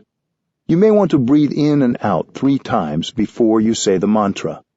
We need those 3 breaths in and out. This will make you calm, and your calm will be communicated to the other person. Then, when you go to another person, you know you will be fresh, you will have peace, and you can offer those things to the other person. If you want the mantra to work, you have to breathe in mindfully first and become fresh before you pronounce it. You look into the other person's eyes and you say these short sentences. A mantra may contain as few as 4 words, but in these words you are able to be fully there for the person you love. The first mantra. The first mantra is, I am here for you. This is the best gift you can give a loved one. Nothing is more precious than your presence. No matter how expensive the things you buy for someone else, they're not as precious as your true presence. That wonderful presence is fresh, solid, free, and calm, and you offer it to your loved ones to increase their happiness and your own happiness. I am here for you. To love someone means to be there for him or for her. To be there is an art and a practice. Are you truly there for the person you love, 100%? Using the skills of mindful breathing and mindful walking, you can bring together your body and mind to restore yourself and produce your true presence in the here and the now. To be there like that, for yourself and for the other person, is an act of love. We can also use this mantra with ourselves. When I say to myself, I am here for you, it also means that I am there for myself. My mind goes home to my body, and I become aware that I have a body. That is a practice of love directed to yourself. If you are capable of being with yourself, you are capable of being with the person you love. The practice can be very pleasant. Breathing in and bringing your mind home to your body can be a very pleasant thing to do. You enjoy your in-breath, you enjoy your body, and you enjoy your mind. Then the mantra will have an effect on those around you, too. You don't need to wait for the practice to be reciprocated. The other person doesn't need to say anything in return. When you produce the mantra, both of you benefit. The mantra helps you and the other person come home to yourselves and to the moment you are sharing. So the effect is double. We say that love is based on understanding. But how can you understand someone if you aren't present? Your mind has to be in the here and the now before you can love. So the first definition of love is to be there. How can you love if you are not there? To love, you have to be there. The tree outside your window is there, supporting you. You can be there for yourself and for your loved ones, just like the tree. Mindfulness practice is the foundation of your love. You cannot love properly and deeply without mindfulness. Although you're saying, I am here for you, the other person doesn't have to be there for you to practice the first mantra. If the other person is at home or at work, you can use the phone.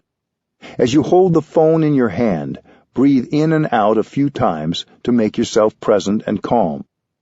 When you hear the phone ringing, you can continue your mindful breathing. When the other person picks up the phone, you can ask if he or she has a moment. If so, you can say, I am here for you. If you have practiced mindful breathing, the way you say the mantra will convey your calm and your presence. The second mantra. Don't use the second mantra until you have practiced the first and produced your presence. Then, when you are truly there in the here and the now, you are in a position to recognize the presence of the other person. The second mantra is, I know you are there, and I am very happy. You are letting your loved one know that his or her presence is important to your happiness. The second mantra acknowledges that you really see the other person. This is crucial, because when a person ignores you, you don't feel that you are loved. You may feel that the people you love are too busy to see you. Your loved one may be driving the car and thinking of everything except you who are sitting in the next seat. You don't have that person's attention. To love means to be aware of the presence of your beloved one, and to recognize that presence as something very precious to you. You use the energy of mindfulness to recognize and embrace the presence of your beloved one. Embraced by your mindfulness, the other person will bloom like a flower. I know you are there, and I am very happy. The second mantra is to reaffirm the presence of the other person as someone very important to you. The second mantra, like the first, only works if you breathe in and out before saying it. Imagine the other person is not there. He or she has moved away or passed on. You might feel a big hole. Right now, that person is alive and near you, so you're very lucky. That's why you have to practice the second mantra, to remind yourself of the gift of that person's presence. When someone says he loves you, but he ignores your presence and doesn't pay attention to you being there, you don't have the feeling that you are loved. So when you love someone, you have to recognize his or her presence as something precious to you. The second mantra can be practiced every day, several times a day. I know you are there, and it makes me very happy. This mantra, like the first, can be shared any time, before work, at the dinner table, or over the phone or by email if you want to share it with someone you don't get a chance to see. These mantras feel a bit awkward at first, while you're getting used to them. But once you see the results, they will get easier. You can make yourself and the other person happy right away. It's quicker than instant coffee. But remember one thing. A mantra can be practiced successfully only if you know how to make yourself present and say it in mindfulness. The third mantra. While the first two mantras can be said several times a day, no matter what the situation, the third mantra is used when you notice that the other person is suffering. The third mantra can help the other person suffer less right away. The third mantra is, I know you suffer, and that is why I am here for you. Thanks to your mindfulness, you know that something is not going well with your friend or loved one. When your loved one is suffering, your impulse may be to want to do something to fix it. But you don't need to do much. You just need to be there for him or her. That is true love. True love is made of mindfulness. Because of your mindfulness, you know when something is not going well with a loved one. When you notice that, you want to do something to help him or her suffer less. You don't have to do anything other than to be there. When you say the mantra, right away your loved one will suffer less. When you suffer and your loved ones ignore your suffering, you suffer much more. But if the other person is aware of your suffering and offers his presence to you during those difficult moments, you suffer less right away. It doesn't take much time to bring relief. So please use this mantra in your relationship to help the other person suffer less. The fourth mantra. The fourth mantra is a little more difficult, especially for those of us with a lot of pride. You use the fourth mantra when you suffer and you believe that the other person has caused your suffering. This happens from time to time. If it was someone you didn't care as much about who had said or done that to you, you would have suffered less. But when someone you love says something that feels critical or dismissive, you suffer deeply. If we suffer and we don't look deeply into our suffering and find compassion for ourselves and the other person, we may want to punish the person who hurt us because he or she has dared to make us suffer. When we suffer, we think it's the other person's fault for not appreciating us enough or loving us enough. Many of us have a natural tendency to want to punish the other person. One way we think of punishing the other person is to show that we can survive without him or her. Many of us have made this mistake. I myself have also made that mistake. But we learn. We want to show the other person that without him or her, we can survive very well. This is an indirect way of saying, I don't need you. But that's not true. In fact, when we suffer, we need others. When we suffer, we should tell others that we suffer and that we need their help. We usually do the opposite. We don't want to go and ask for help. That's why we need the fourth mantra.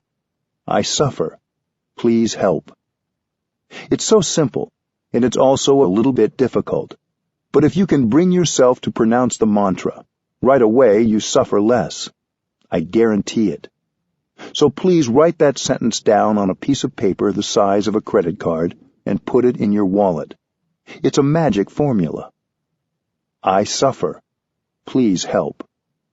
If you don't practice this mantra, you may be sulking. If others notice that something is wrong, that maybe you suffer, they might try to comfort you and say, Are you suffering? When someone asks you this, you might have the tendency to respond, Suffer? Why should I be suffering? You know that's not the truth. You suffer deeply, yet you pretend you don't suffer. You're being untruthful as a way of punishing the other person. If he or she tries to come close and put a hand on your shoulder, you may want to snap, Leave me alone. I can survive very well without you. Many of us commit that kind of mistake, but we can learn. Practicing the mantra, you do the opposite. You have to recognize that you suffer. The mantra can also be a little longer, if that feels more appropriate to the situation. I suffer. I want you to know it. I don't understand why you did or said what you did. So please explain. I need your help. That is true love. To say, I don't suffer, I don't need your help, is not the language of true love. The next time you suffer, and you believe it's the other person's fault and that she is the cause of your suffering, remember to take out the paper and read it, and you will know exactly what to do. Practice the fourth mantra. According to our practice in Plum Village, you have the right to suffer 24 hours, but not more. There's a deadline. The deadline is 24 hours, and you have to practice the fourth mantra before the deadline. You have your phone. You have your computer. I'm sure that when you are able to bring yourself to write it down, you will suffer less right away. If you aren't calm enough within 24 hours to practice the fourth mantra, you can write it down on a piece of paper and leave it on the other person's desk or somewhere it is sure to be seen. The mantra can be further broken down into 3 sentences. The first is, I suffer and I want you to know. That's sharing yourself with the person you care about. You share your happiness with each other. You also need to share your suffering. The second sentence is, I am doing my best. It means, I am practicing mindfulness, and when I get angry, I won't say anything that can cause damage to myself or to you. I am practicing mindful breathing, mindful walking, and looking deeply into my suffering to find the roots of my suffering. I believe that you have caused my suffering, but I know I shouldn't be too sure about that. I'm looking to see whether my suffering has come from a wrong perception on my part. Maybe you didn't mean to say it. Maybe you didn't want to do it. I'm now doing my best to practice looking deeply, to recognize my anger and embrace it tenderly. The second sentence is an invitation for the other person to do the same, to practice like you are. When the other person gets the message, he might say to himself, Oh, I didn't know that she was suffering. What have I done or said to make her suffer like that? It is an invitation for the other person to also practice looking deeply.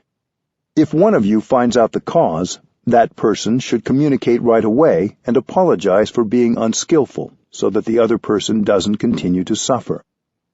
So the second sentence is an invitation for both sides to look deeply, to be aware of what is going on and investigate the real cause of the suffering. It's a recognition that the other person is human and is doing his or her best at the time, and that we are doing our best as well. The third sentence is, "Please help." This sentence acknowledges that we can't figure it out all on our own. We need each other. This is perhaps the hardest part. The three sentences together are, "I suffer, and I want you to know it. I am doing my best. Please help." The fifth mantra. The fifth mantra is, "This is a happy moment." When you are with someone you care about, you can use this mantra. This is not autosuggestion or wishful thinking, because there are conditions of happiness that are there. If we're not mindful, we won't recognize them. This mantra is to remind ourselves and the other person that we are very lucky, that there are so many conditions of happiness that are available in the here and the now. We can breathe easily. We have each other. We have the blue sky and the solidity of the whole earth supporting us. Sitting with the other person, walking together, you may want to pronounce the fifth mantra and realize how lucky you are. Being able to recognize that this moment is a happy moment depends on your mindfulness. These conditions of happiness are more than enough for both of you to be happy in the here and the now.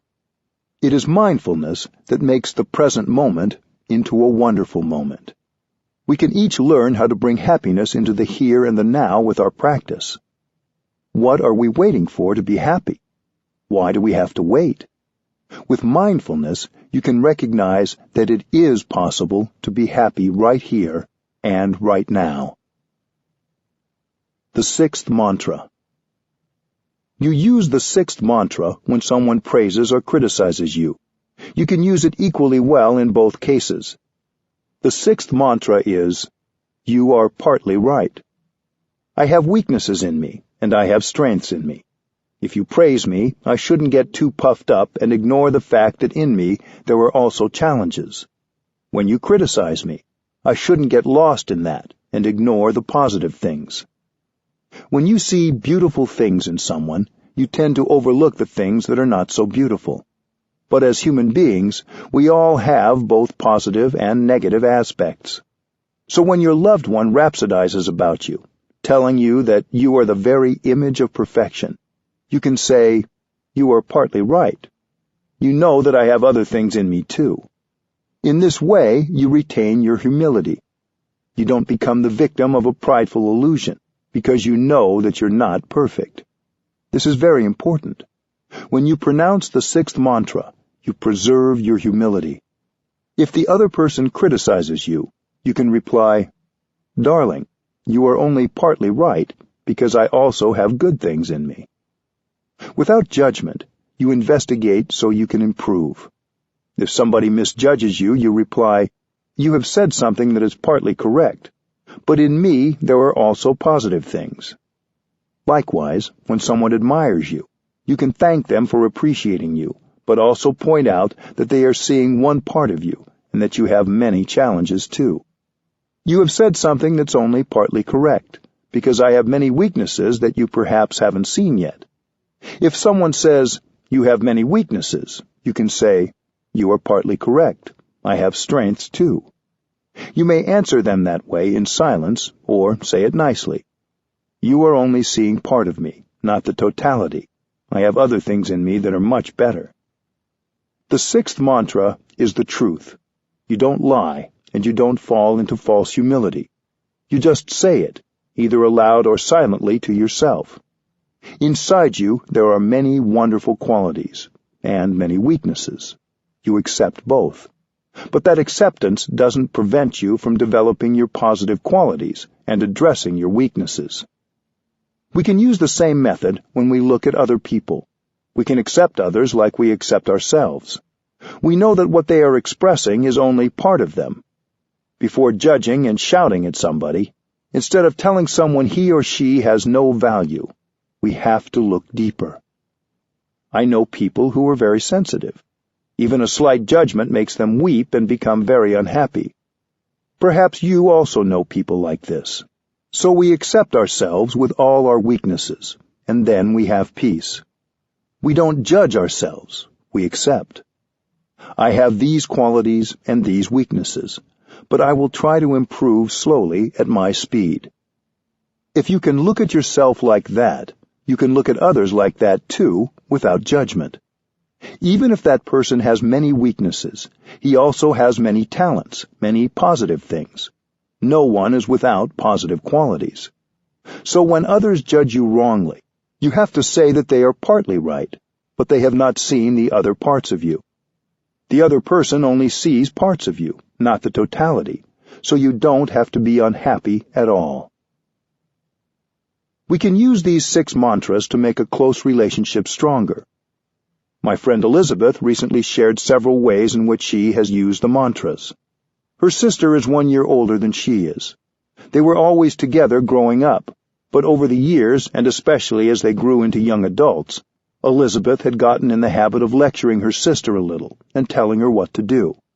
As you can imagine, sometimes her sister had strong reactions. With the practice of mindfulness, Elizabeth said, she became more aware of what she was saying, and she realized the importance of changing that habit. When she visited her sister, she started practicing her version of the second mantra, saying, "I'm really happy that you're here." She got in touch with and expressed a heartfelt appreciation of her sister's presence in her life, and of the fact that her sister was doing the best she could. Elizabeth also used the mantras in her marriage. In the beginning, whenever her husband said something that really hurt her, she immediately had the desire to punish. She tried instead slowly going to him and using her version of the 4th mantra, asking him, "You said this thing to me that I really don't understand. What was that about?" He would share, and most times she discovered that his remark was nothing about her, really. It was often something else entirely that was going on. The mantra opened up a door for her to see what was happening in his world. Sometimes Elizabeth would say something to her husband, and he'd have a strong reaction, and she'd react to his reaction. Eventually, she learned to instead practice the 3rd mantra. "I know you suffer, that's why I'm here for you," by asking, "Was it something I said? I really want to understand what happened. I'm sorry. I don't mean to say or do things that are hurtful. If you let me know, I can understand how the things I say affect you." She also told me about one particular time during her stay in Plum Village. She was in the courtyard garden, harvesting the petals of rose blossoms that were just beginning to droop to use for tea. A gardener came along and scolded Elizabeth for taking away flowers that were growing there for everyone to enjoy in the courtyard. Elizabeth said, "I'm not taking the fresh ones, only the fading ones." But the gardener was not appeased. Elizabeth went to ask the advice of one of our nuns, who she knew could help her understand.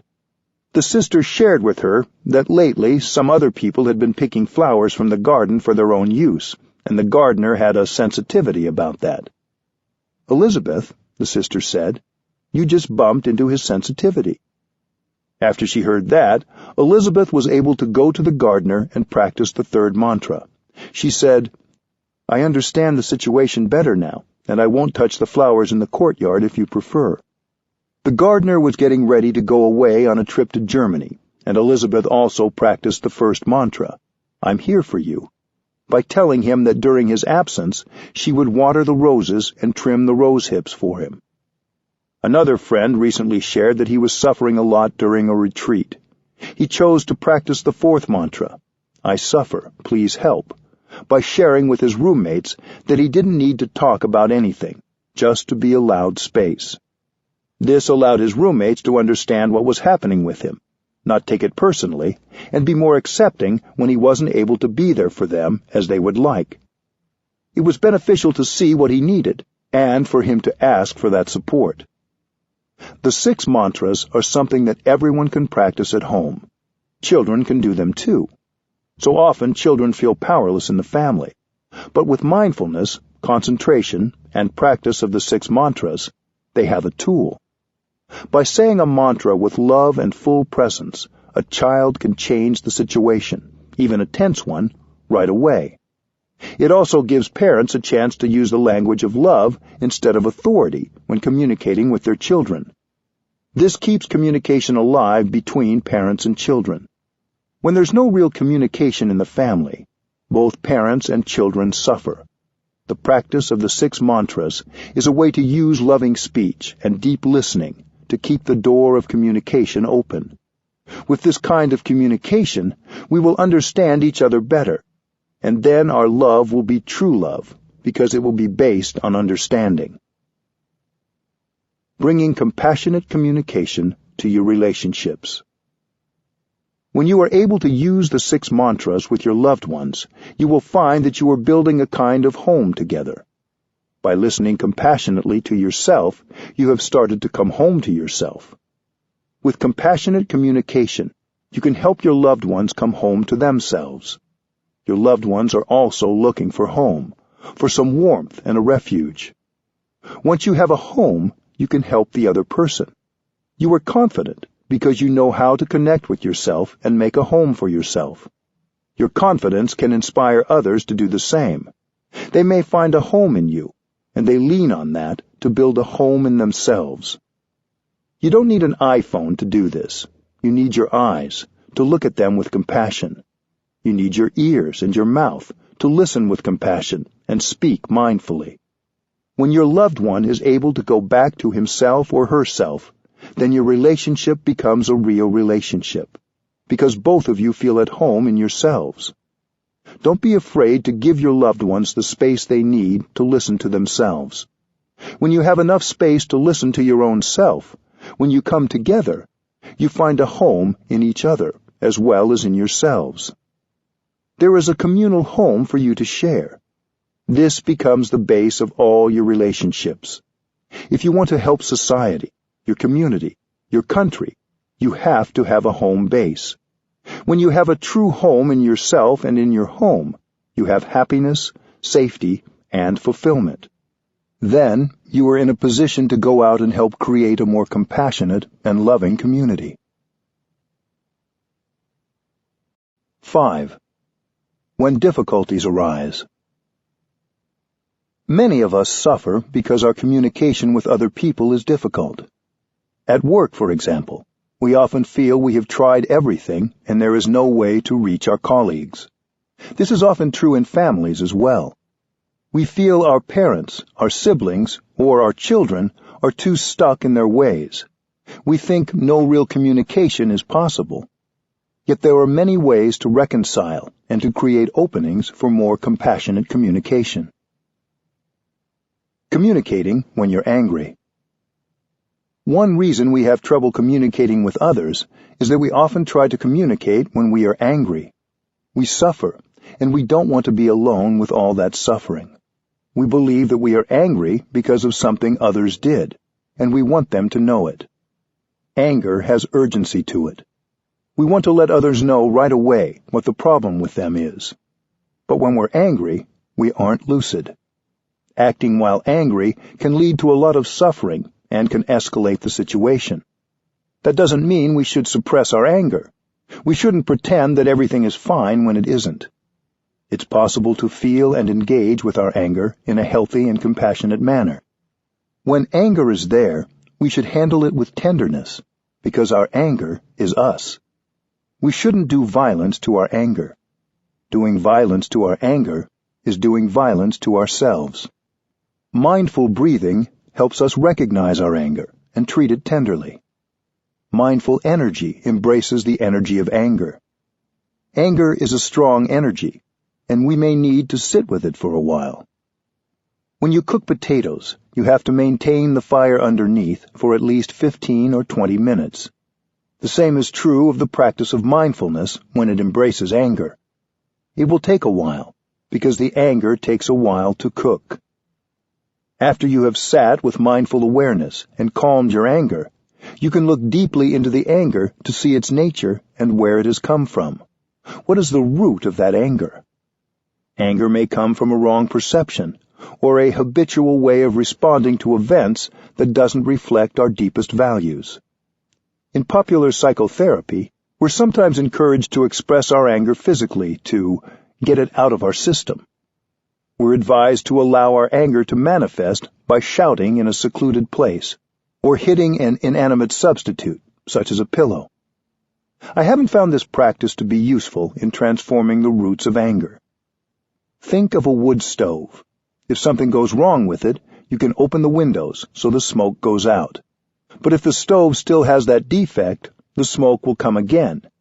You have to fix the wood stove. Yelling and punching your pillow can be just rehearsing and nourishing anger and making it stronger, not getting it out of your system. You have to get genuinely in touch with your anger in order to heal. While you're hitting your pillow, you're not really getting in touch with your anger in a way that helps your understanding grow. You're not even getting in touch with the pillow, because if you were in touch with the pillow, you would know that it was only a pillow. Suppressing anger can be dangerous. It will explode if it is ignored. Anger, like all strong emotions, wants to express itself. So, how do we handle it? The best thing is to go home to ourselves and take care of our anger. We can remember the first mantra and be there for ourselves and take care of our anger. We return to ourselves and connect body and mind. Return to your practice of mindful breathing and mindful walking. To be present means to be mindful, and then use that mindfulness to recognize, embrace, and look deeply at our strong emotions. Usually when anger manifests, we want to confront the person we think is the source of our anger. We're more interested in setting that person straight than in taking care of the more urgent matter, which is our own anger. We are like the person whose house is on fire, who goes chasing after the arsonist instead of going home to put out the fire. Meanwhile, the house continues to burn. There are many things you can do to communicate that you are suffering over something that somebody has done. You can write a note or send an email to the person. But first, practice mindful breathing and take care of your anger. This is a perfect time to use the fourth mantra, I suffer. Please help. You may phone the other person once you have calmed your anger, but only when you can calmly tell him or her that you suffer and you want help. You can let the other person know that you are doing your best to take care of your suffering. Encourage that person to do the same. Asking for help when we're angry is very difficult, but it allows others to see your suffering instead of just your anger.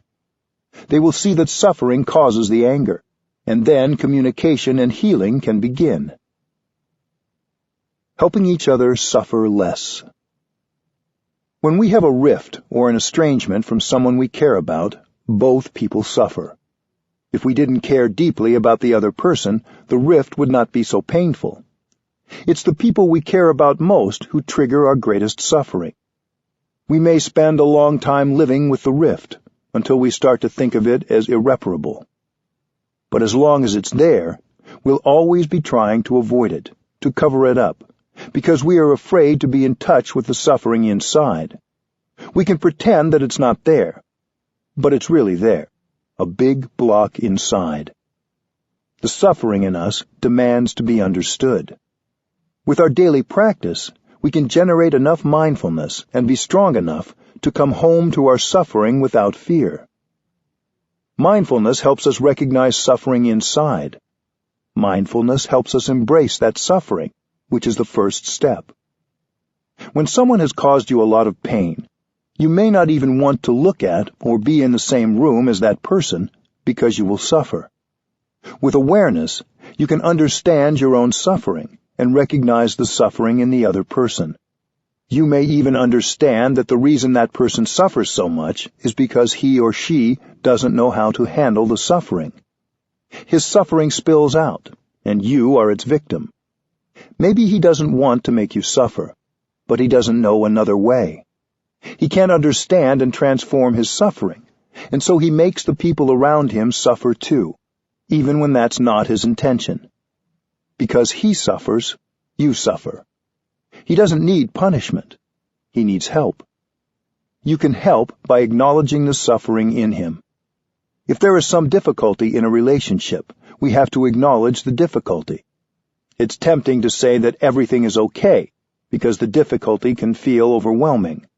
But without acknowledging the difficulty, we can't generate understanding and compassion, and we feel alienated. we can't help. You have to use the tools of compassionate communication, the deep listening and loving speech you have practiced, to restore communication with the person with whom you are having difficulty. After a short period of mindful breathing, you can say something like this to the other person. I know you're not feeling too happy right now. In the past, I didn't understand your feelings, so I reacted in a way that made you suffer more, and that also made me suffer more. I wasn't able to help you resolve the problem. I reacted angrily in a way that has made the situation worse. It's not my intention to make you suffer. It's because I didn't understand your suffering, and I didn't understand my suffering either. I understand my difficult feelings better now, and I also want to understand yours. Understanding your suffering, your difficulties, will help me behave in a way that can be more helpful. If you care for me, help me understand. Tell me what is in your heart. I want to listen. I want to understand. Tell me about your suffering and your difficulties. If you don't help me understand, who will? These are just examples. It's important that the words be your own. When you have the energy of compassion in your heart, your own loving words will come to you naturally. When you are very angry at someone, in the heat of the moment, it's almost impossible to use loving speech. But when understanding arises, compassion comes, and it's possible to use loving speech without having to make a lot of effort. A doctor who doesn't see the nature of the sickness can't help the patient. A psychotherapist who doesn't understand a patient's suffering can't help. Loving speech can open the door. Then you have an opportunity to practice deep listening and help the other person heal the relationship. It takes courage to acknowledge difficulty in a relationship. You may think you will just wait until the other person comes to you first, but that may not happen. You can't wait. You can begin the practice of restoring communication by modeling open-hearted, compassionate dialogue. You may have to give yourself a deadline for making a start. When people come to week-long retreats, I give them a deadline of the last night of the retreat to begin the reconciliation. If you are truly practicing, others will see that and be affected by it. They may not be able to show it right away, but what you say and the look in your eyes will have an effect. The suffering of pride. There is a well-known Vietnamese story about a young couple who suffered deeply because they didn't practice mindful communication. The husband went off to war and left his pregnant wife behind. 3 years later, when he was released from the army, his wife came to the village gate to welcome him and brought along their little boy. It was the first time the man had seen his child. When the young couple saw each other, they could not hold back the tears of joy. They were so grateful that the young man had survived and come home. In Vietnam, there is a tradition that when an important event happens, we make an offering on an altar to our ancestors and tell them what has happened. The wife went to the market to buy flowers, fruits, and other provisions for an offering to place on the altar. The father stayed home with his son and tried to persuade the little boy to call him Daddy, but the little boy refused. He said, "Mister, you aren't my daddy. My daddy is someone else. He used to come and visit us every night. Whenever he came, my mother would talk to him for a long time and cry and cry. When my mother sat down, the man sat down. When my mother lay down, he also lay down. So you are not my daddy." Hearing these words, the young father's heart turned to stone. He could no longer smile. He became silent. When his wife returned, the man didn't look at her or speak to her anymore. He was very cold. He acted as though he despised her. She didn't understand why, and she began to suffer deeply. After the ceremony to make an offering to the ancestors, it's traditional to take the offering from the altar, and then the family sits down and enjoys the meal with happiness. But after the young man performed the offering, he didn't do this. He left the house, went into the village, and spent his time in the liquor shop. He got drunk because he couldn't bear his suffering. When the husband came home, it was very late. He did the same thing every evening. He never talked to his wife, never looked at her, never ate at home. The young lady suffered so much she couldn't bear it, and on the 4th day she jumped into the river and drowned. The evening after the funeral, the young father and the boy came home. As the man lit the kerosene lamp, the little boy shouted, "Here is my father," and pointed to the shadow of his father on the wall. It turned out that the young woman used to talk to her shadow every night, because she missed her husband so much. One day the little boy had said, "Everyone in the village has a father. Why don't I have one?" In order to calm the little boy, she pointed to her shadow that night on the wall and said, "There is your father." Of course, when she sat down, the shadow would sit down too. Now, the young father understood. His wrong perception had been wiped away, but it was too late. What if the man had gone to his wife and asked, "Darling, I've suffered so much the last few days. I don't think I can survive. Please help me. Please tell me who is that person who used to come every night and with whom you talked and cried?" That's a very simple thing to do. If he had done this, the young lady would have had a chance to explain, the tragedy would have been averted, and they would have recovered their happiness very easily. That's the direct way. But he didn't do this because he was so deeply hurt, and his pride prevented him from going to her and asking for help. The woman suffered so much as well. She was deeply hurt because of her husband's behavior, but she didn't ask for his help. Perhaps if she'd asked her husband what was wrong, he would have told her what their son had said. But she didn't because she, too, was caught in pride. A wrong perception can be the cause of a lot of suffering. All of us are subject to misunderstanding. We live with wrong perceptions every day. That's why we have to practice meditation and looking deeply into the nature of our perceptions. Whatever we perceive, we have to ask ourselves, are you sure your perception is right? To be safe, you have to ask. We're subject to many wrong perceptions in our daily lives. It may be that the other person didn't have the intention to hurt you.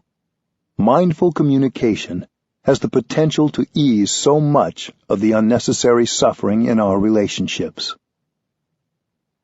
Reconciling in families. Sometimes communication is hardest in our own family, because families share similar suffering and ways of responding to suffering. The suffering of your parents was passed down from their parents and from their ancestors before them. Unless you begin to understand your own suffering and reconcile with yourself, that suffering will continue to be passed down to future generations. So we do the work of mindful communication, not just for ourselves and our loved ones, but for our descendants. Understanding your own suffering, you understand the suffering of your father. Your father may have had a lot of suffering and been unable to handle and transform the suffering. So he transmitted the whole mass of suffering to you. You inherit this suffering from him and from your mother. When we're still young, many of us are determined to be different from our parents. We say we'll never make our children suffer. But when we grow up, we tend to behave just like our parents, and we make others suffer because, like our ancestors, we don't know how to handle the energies we've inherited. We've received many positive and negative seeds from our parents and ancestors. They transmitted their habit to us because they didn't know how to transform it. Sometimes these habit energies have passed through many generations. You have to recognize that you are the continuation of your father, mother, and ancestors. Cultivate mindfulness so you can recognize the habit energy each time it arises and embrace it with your energy of mindfulness. Each time we're able to do this, the habit energy becomes weaker. If we keep practicing like this, we can stop the cycle of transmission, and this will benefit not only us, but our children and descendants. We can also help our children learn how to handle their habit energies and nourish the positive elements they have inside. The suffering we received from our parents when we were children is probably our deepest suffering. We may hate our parents and feel that, whether or not they are still living, we will never reconcile with them. Yet with our practice of breathing mindfully, walking mindfully, and looking deeply, we can bring about transformation and restore communication in even the most difficult families. If the other person also practices mindful awareness, it's much easier. But reconciliation is possible even if the other person doesn't know about the practice. Relationships with parents and siblings can be particularly difficult. Maybe during their childhood they were deeply wounded and no one listened to them. So now they are perpetuating the cycle, and they don't want to listen to anyone. Don't ask your family members to change. When you're able to generate the energy of understanding and compassion in yourself, reconciliation can begin to take place. I still remember a retreat in Oldenburg in northern Germany. On the 4th day of the retreat, I gave everyone a midnight deadline to begin reconciling with someone with whom they had great difficulty. The next morning, one man came to me and said, "I've been so angry at my father for years, I couldn't even look at him. Even when I dialed his number last night, I doubted I could talk to him calmly." But when he heard his father's voice, he found that he naturally used loving speech. He didn't even have to try. He said, "I know you suffered a lot during the past many years. I'm sorry. I know I've acted and spoken in a way that didn't help. I didn't mean to make you suffer." His father heard the compassion in his son's voice and told him for the first time about his suffering and his difficulties. Reconciliation is possible. You can find resolution to the difficulties in your relationships. You don't need to allow the difficulties to continue causing you to suffer month after month and year after year. The first step is to practice mindful breathing, mindful walking, and mindfulness in daily activities, so that you will be strong enough to go back to yourself, listen to your own suffering, and look deeply into its nature. Unless we listen to our own suffering, there's no chance of improving the quality of our relationships. With mindfulness, compassion arises, and you can accept yourself. Then you have the chance to look at others. Even if they are not there with you, you can still sit and close your eyes and see the suffering they have gone through for so many years. When you can see the suffering in others, you begin to understand that there is a reason they suffer like that. You are no longer angry with them anymore. Compassion will arise in your heart. When compassion is born, you are more peaceful, your mind is clearer, and you will be motivated to say or do something to help others transform their difficulties. Reconciliation becomes possible. Communicating in long-term relationships. In long-term relationships, as in families, we often get in the habit of thinking that change isn't possible. We think the other person should change, and they won't, so we give up hope. But we need to stop judging and return to our own internal communication. If we wait for our parents or our partner to change, it may take a very long time. If we wait for the other person to change, we may spend all our time waiting. So it's better that you change yourself. Don't try to force the other person to change. Even if it takes a long time, you will feel better when you are master of yourself and you are doing your best. Sometimes when you see your partner behaving in a way that irritates you, you might want to reproach him or her. If you immediately try to correct him, he may get irritated, and then you are both irritated and become unkind. It is as if the blue sky disappears, the green trees disappear, and you are 2 blocks of suffering, bumping against each other. This is the escalation of war, the escalation of unhappiness. You have to disentangle yourself from the unhappiness and go back to yourself, back to your peace, until you know how to handle the situation in a loving way. Then, only when you are calm, invite your partner to speak. You can say you are sorry for not having understood her or him better. Only say this when you are ready. Then listen to her deeply, even if what she says is complaining, reproachful, or not very kind. You may learn that your partner has many wrong perceptions about you and about the situation, but try not to interrupt. Let her speak. Let her have a chance to speak out everything in her, so she can feel listened to and understood. As your partner speaks, continue to breathe mindfully. Later on, you may find a way to undo her misunderstanding, little by little, in a very skillful, loving way, and mutual understanding will grow. If your partner says something untrue, don't interrupt and say, "No, you're wrong. That wasn't my intention." Let him speak out. He's just trying to speak out the difficulty. If you interrupt, he will lose his inspiration to speak, and he will not tell you everything. You have plenty of time. You may even take a number of days to look deeply, in order to skillfully tell him about his wrong perception when he can hear it. You may have been angry with each other for years, and maybe because of just one condition, you're stuck and can't change the situation. If you can understand him deeply, you can start to make peace. Loving, compassionate speech and deep listening are the most powerful instruments for restoring communication. If you can understand and transform yourself, then you can help your partner.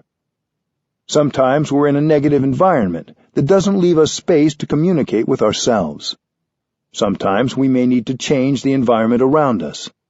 But sometimes, in a relationship, we think separation or divorce is the only alternative.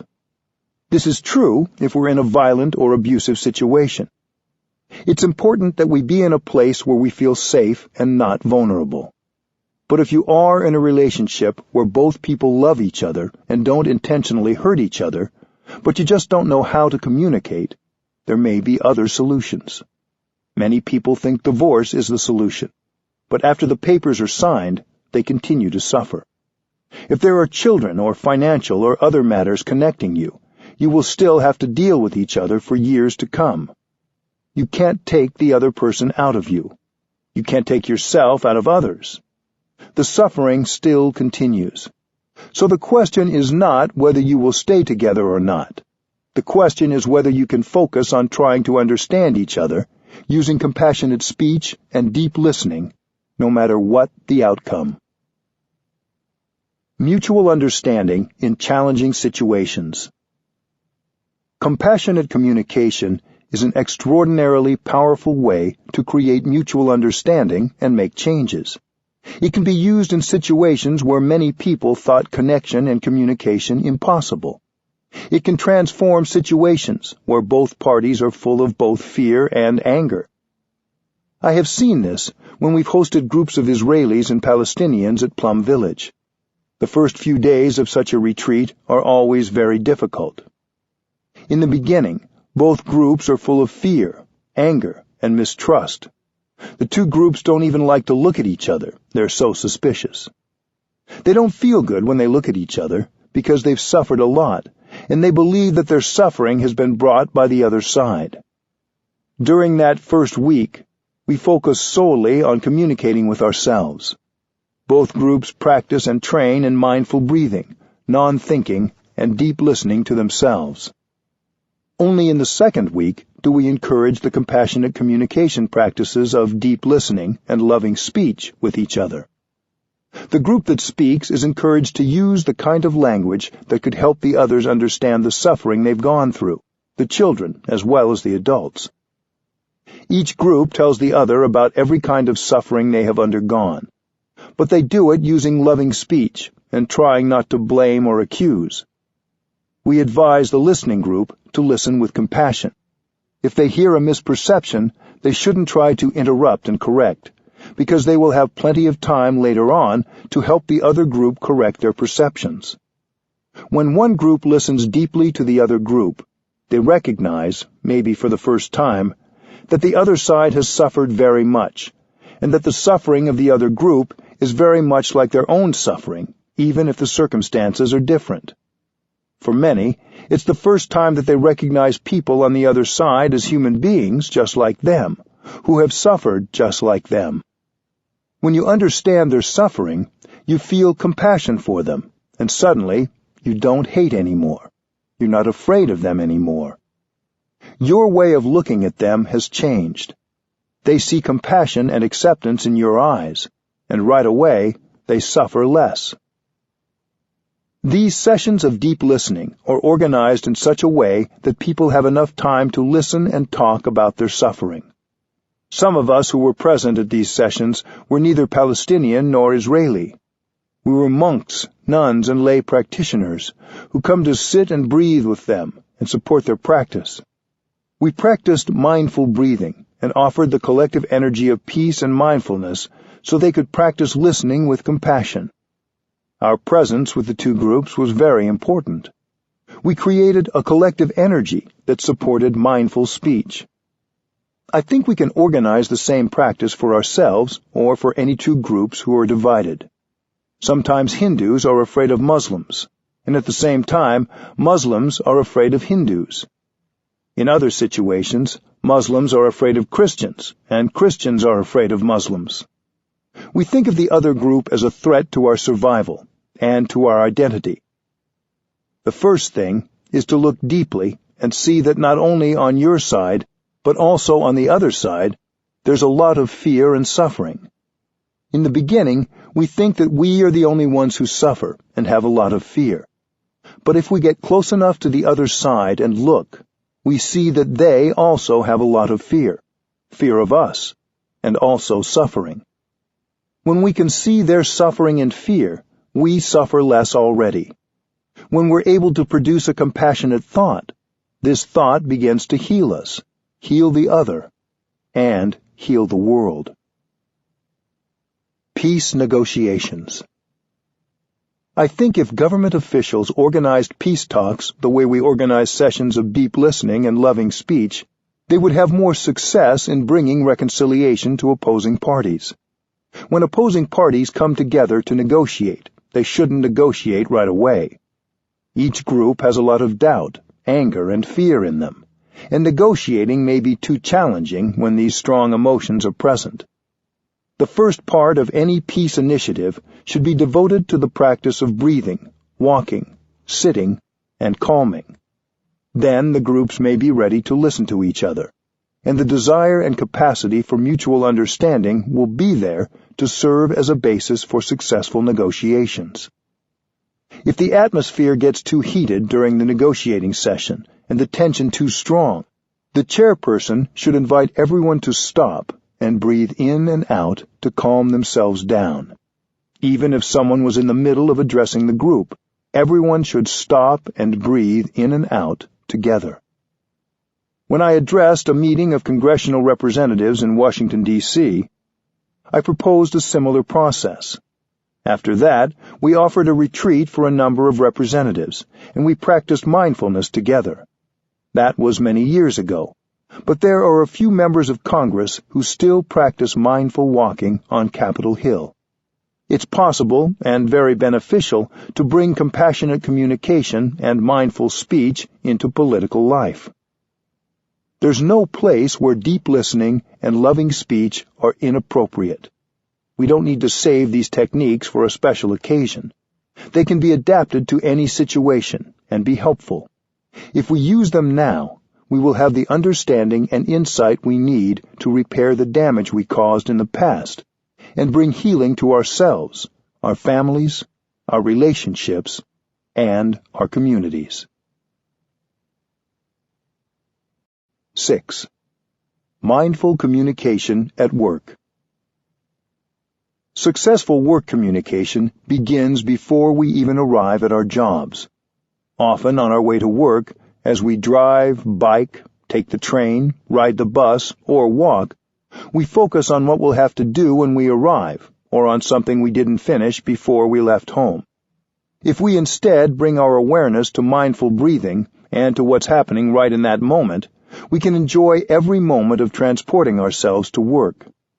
Before I begin my work of teaching for the day, I don't spend time worrying about what questions people might ask or how I might answer them. Instead, as I walk from my room to the place where I teach, I enjoy every step and every breath fully, and I live each moment of my walk deeply. This way, when I arrive, I feel fresh and ready to work. I can offer my best answer to any question I may be asked. If you arrive at your workplace having already practiced mindfulness while getting ready at home and while on your way, You'll arrive happier and more relaxed than you have in the past, and successful communication will come a lot more easily. The way you think about your work and your work relationships affects how you communicate in your work environment. You may be under the impression that the purpose of your work is to offer a service to others or to produce an object or commodity. But while at work, you're also producing thoughts, speech, and actions. Communication is as much a part of your job as is the end product. If you communicate well in your work environment, not only do you enjoy yourself more, but you create a harmonious atmosphere that will carry over into your work. Everything you do will have a stronger element of compassion and be of greater benefit to more people. Leading by example. When I was in India a number of years ago, I met Mr. K.R. Narayanan when he was the President of the Indian Parliament. We spoke about using the practice of deep listening and compassionate dialogue in legislative bodies. I said that any work environment, including a legislative assembly, could become a community motivated by mutual understanding and compassion. If we create a healthy and nourishing work community, we are modeling the kind of environment we want to create in the world. When, in a work environment, you use mindful and compassionate speech, you're offering the best of yourself. If we can combine our insights and experiences, the collective insight will bring about the wisest decisions. If we're not able to listen to our colleagues with a free heart, if we only consider and support ideas that we already know and agree with, we're harming our work environment. Whatever your position is at work, you can set an example by learning to listen to everyone with equal interest and concern. Many workplaces are characterized by daily stress. We need to set up spaces at work for the practice of mindful breathing. Mindful breathing is the first step to mindful communicating because it relaxes us in body and mind. We have to be relaxed, to feel well, so that we can make the best decisions possible.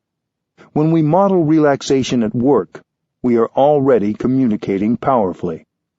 Mr. Narayanan and I talked about integrating mindful breathing into the Parliament of India as a way to reduce stress.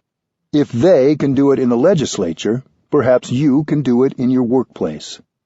Can you bring your colleagues together to practice mindful breathing, or make time available for this before any group meeting, so that people will be able to communicate more effectively and without stress? If you can't organize others, even your own mindful breathing will make your work communication go better. Sometimes workplace communication can seem so difficult, but one mindful breath already begins to make it easier. Greeting your colleagues. What is the first thing you do when you arrive at work? Do you smile at the people you see? Do you greet them? The first few minutes are crucial in setting the tone for your workday. You may feel you have too much on your mind. You may still be absorbed in an argument or in something challenging that happened before you arrived. But if you spent the time getting to work breathing mindfully and being in the present moment, you will arrive with a clear mind, and you'll be able to greet people with a warm and open smile. This is part of your job, no matter what your profession. Answering the phone. At work, many of us communicate, not just with people around us, but by email, telephone, or video conferencing. Some of us work primarily with people who aren't in the same physical space, or even in the same time zone or country. Even so, you can turn every phone conversation or email into an opportunity to practice compassionate communication. Whenever the phone rings, you can hear it as a bell of mindfulness and stop whatever you're doing. Instead of rushing to answer the phone, you can breathe in and out with awareness 3 times before answering, to make sure you're truly present for whoever is calling. Recognize any feelings of stress or irritation you may have, or any feeling that you're being interrupted. You may want to put your hand on the receiver while breathing, to let your coworkers know that you intend to pick up the phone, but you're just not in a hurry. This will help remind them that they don't need to feel like they're victims of the telephone. You can use the same practice before reading an email. At work, we often go from one email to the next without first practicing mindful breathing and making ourselves present for whatever that email has to say. If we wait until we've taken a few mindful breaths and return to being fully present before we open an email, it's true that it will take us a little longer to go through our mail, and our work might be a bit slower. But our communication with each email will be more effective, clearer, and more understanding. If you want to send an email or call someone on the phone, you might want to recite the following verse to yourself before you begin to type or to dial the number. Words can travel thousands of miles. May my words create mutual understanding and love. May they be as beautiful as gems, as lovely as flowers. Mindful meetings. Our communication in meetings can often be a source of tension, stress, and conflict at work. Sometimes we rush from one meeting to another, so we arrive already anxious or distracted. It will help to schedule a few minutes at the beginning of any meeting to sit quietly together. If people in your workplace are open to having a bell sound before the meeting begins, that sound can help everyone come back to their breathing and find some calm. If people don't want to start the meeting by sitting together quietly for a few moments, you can still arrive at the meeting a few minutes early so you have time to relax and breathe mindfully. Perhaps other people will see your example and join you the next time. You don't need to say anything or make a point of letting others know you're doing this. Just do it and enjoy the benefit it brings you. It can be helpful in setting the tone of a meeting to open with a spoken agreement that the participants will respect each other's words and be open to the views of others. If we try to impose our views on others, we only create tension and suffering at work. So, in any meeting, practice being open and listening to the experience and insight of others. If you have a wonderful idea and are eager to share it, that's good. But you shouldn't be so eager to share your ideas that you drown out the ideas of others. Invite everybody to express their ideas. Trust that the best ideas will emerge from this process as collective wisdom. During the meeting, practice using loving speech and deep listening. Follow your breathing as you listen. Let one person speak at a time without interruption. Don't get caught up in verbal duels. Speak from your own experience and address the whole group whenever you talk. If you have questions or concerns, place them in the center of the circle for the whole group to contemplate and address. This may be challenging. It is likely a new culture for conducting meetings, one that is different from the way meetings have been run in the past. You don't have to try to change the culture all at once. If everyone agrees to listen mindfully and without interruption, that is wonderful. But even if it's only you who follows these guidelines and makes a commitment to speak and listen with compassion, it will have a positive effect.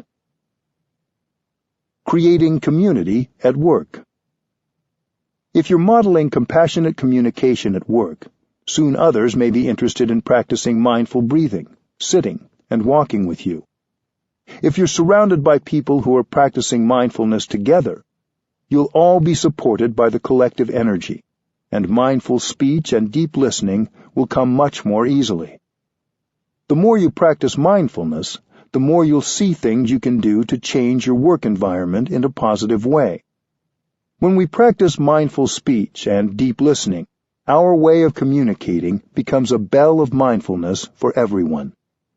When you walk mindfully, enjoying every step you take, this encourages others to do the same, even if they don't know that you're practicing mindfulness.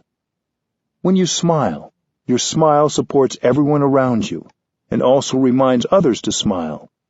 When you practice, your presence has a positive effect on you and those around you. A rock in the river. All of us have difficulties at work sometimes. We all have our own pain, sorrows, and fears.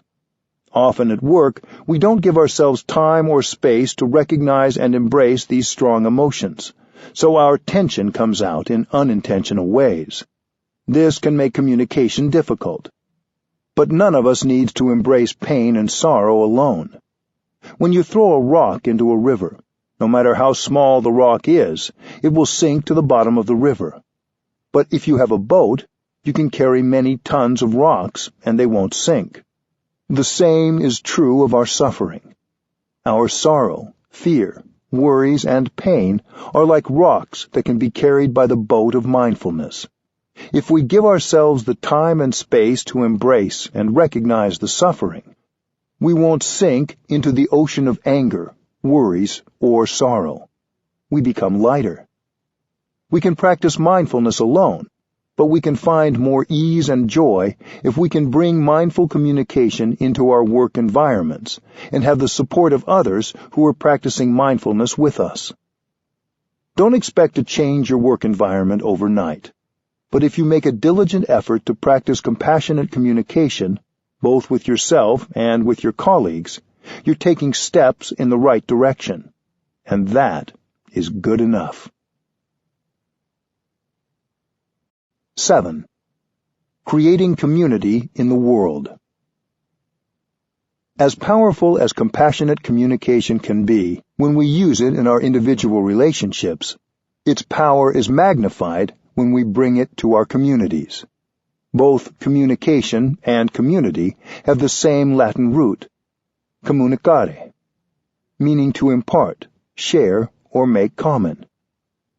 We need to go in the direction of reconciliation and understanding, not just with our friends and family, but in our neighborhoods and workplaces.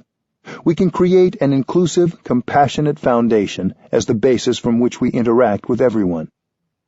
A community that is committed to mindful speech and deep listening can be very effective in making society better. These two practices could be part of a global ethic that would be available to people of any culture or religious tradition to reduce conflict and restore communication. Community creates change. We can speak of our practice in terms of energy because mindfulness is a kind of energy. When we bring our energies together, they are increased 1,000-fold. The whole can be much, much greater than the sum of its parts. Systematic change can't be achieved without the energy of community. If you want to save the planet, if you want to transform society, you need a strong community. Technology is not enough. Without mindfulness, technology can be more destructive than constructive. When we speak about creating a sustainable environment or a more just society, we usually speak of physical action or technological advances as the means to achieve these goals. But we forget about the element of a connected community. Without that, we can't do anything at all. Usually, we think of communal action in terms of physical acts, but the energy of a shared meditative silence or communal chanting is also communication and a powerful kind of action. I don't think of this concentration so much as prayer or a religious rite, but rather as a form of communication. When we sit and concentrate as a community, we create a collective energy that has compassion and awakened understanding in it. Sitting together in silence can be a practice of listening to our own suffering and the suffering of the world. The collective energy of mindfulness also supports our individual practice. When we see other people who are in good communication with themselves and others, they inspire us. Sometimes the cause of our sorrow is hidden by so many layers of suffering that we can't penetrate it by ourselves, even when we practice diligently and sit mindfully. In these cases, the energy of a community of mindfulness can help us embrace and release suffering that we could not reach by ourselves. If we open our hearts, the collective energy of the community can penetrate the suffering inside us. Mindful listening and speaking will make it easier for us to build a stronger community. Building trust and sharing suffering. Some of us do not easily trust another person. For such a person, it can be difficult to imagine sharing with a larger community. We may be a little bit wary or even very suspicious. People say they love us and understand us, but we haven't really experienced that love and understanding. We should be able to find ways to help a person who doesn't have the capacity to receive love and understanding. Sometimes there is real love. There is real understanding. But the person doesn't believe in love and understanding, and that's why he has never been able to receive it. That person is like a hungry ghost. In Buddhism, a hungry ghost is someone who has a big empty stomach and is very hungry, but has a very tiny throat. Even if there's plenty of food, that person can't swallow it. He can't absorb anything. So even if a lot of understanding and love is offered, that person isn't able to take it in. A person who suffers like that has no capacity to receive understanding, love, and help. You have to be very patient. From time to time, we see hungry ghosts like that walking around, and we can recognize them easily. They look very alone and cut off. We have to be very patient and allow them a lot of time and space. Don't be too eager to help, because when you're too eager to help, you may have the opposite effect from what you intended, and you may get an opposite response. Remain fresh, loving, compassionate, and spacious for them. That is what you can do now. Look deeply to see if you can find a mantra to say that's skillful enough to help them enlarge their throats and get nourishment. With patience and time, one day their throats will be larger, and they will begin to notice the energy of love and understanding that is in you. Community building takes time. Community strengthens compassion. Scientists have studied the behavior of social animals such as birds and fish and have found that in every community there is an element of altruism. Some members of the community are ready to die and sacrifice their lives for the sake of the community. There is a kind of fish called a stickleback. They swim in bands, thousands of them. Whenever they notice the shadow of a predator, a large fish that might threaten the band of fish, a few dozen will detach themselves and go explore. They know there's a risk, but they want to go in that direction to see if the threat is real. If they find there's no risk, they go back and rejoin the band of fish. If there is a real danger, a few of them will stay to be swallowed by the big fish, while the rest go back and tell the band of fish to go in another direction. Ants also behave like that, as do bees and some kinds of birds.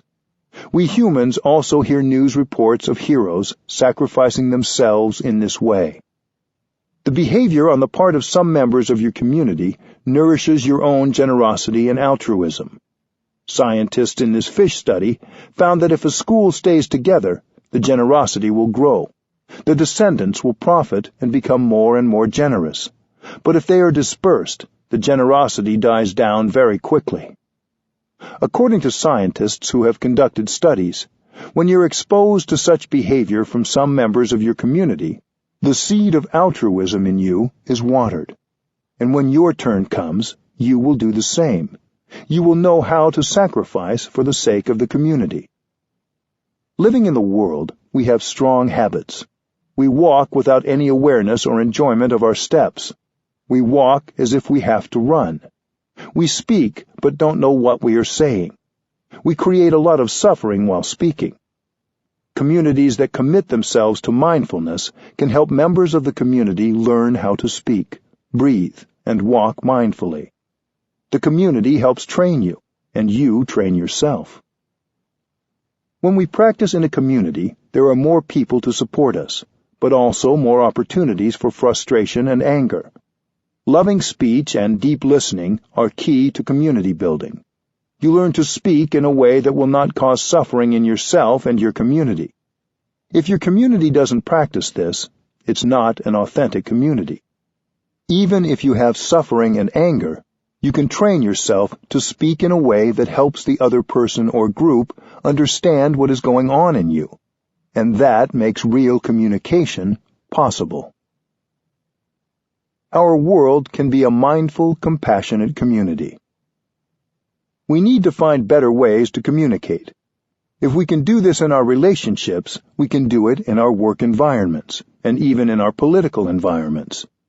We have to transform our governments into mindful, compassionate places of deep listening and loving speech. We each can do our part to contribute as a citizen, as a member of the human family. In the process of community building, we get the transformation and healing we need to further the transformation and healing of the world. This is a process of training and learning. When you speak, allow the inside of our collective humanity to speak through you. When you walk, don't walk for yourself alone. Walk for your ancestors and your community. When you breathe, allow the larger world to breathe for you. When you're angry, allow your anger to be released and to be embraced by the larger community. If you know how to do this for one day, you are already transformed. Be your community and let your community be you. This is true practice. Be like the river when it arrives at the ocean. Be like the bees and birds that fly together. See yourself in the community and see the community in you. This is a process of transforming your way of seeing, and it will transform how, and how effectively, you communicate. 8. Our communication is our continuation. Every human and every animal communicates. We typically think of communication as the words we use when we speak or write. But our body language, our facial expressions, our tone of voice, our physical actions, and even our thoughts are ways of communicating. Just as an orange tree can produce beautiful orange leaves, blossoms, and fruits, a beautiful human being can produce beautiful thoughts, speech, and actions. Our communication is not neutral. Every time we communicate, we either produce more compassion, love, and harmony, or we produce more suffering and violence. Our communication is what we put out into the world, and what remains after we have left it. In this way, our communication is our karma. The Sanskrit word karma means action, and it refers not just to bodily action, but to what we express with our bodies, our words, and our thoughts and intentions. Throughout our day, we produce energies of thought, speech, and action. We're communicating in every moment, either with ourselves or with others. Thinking, speech, and bodily acts are our own manifestations. You are your action. You are what you do, not only what you do with your body, but also with your words and your mind. Karma is the triple action of our thoughts, our speech, and our bodily actions. Thinking is already action. Even if you don't see its manifestation, it is there as powerful energy. Thinking can push you to do or say things that are destructive, or it can create a lot of love.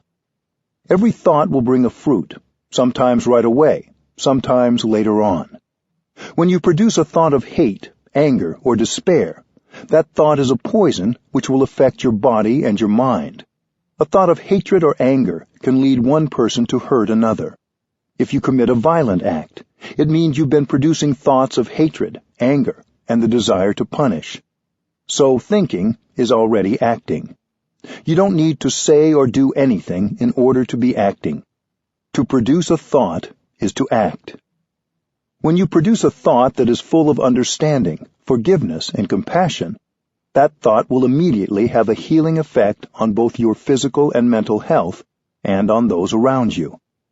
If you think a thought that is full of judgment and anger, that thought will immediately poison your body and mind and the people around you. Thinking is the first kind of action, because our thinking is the basis for how we affect the world. Our speaking also has a huge effect.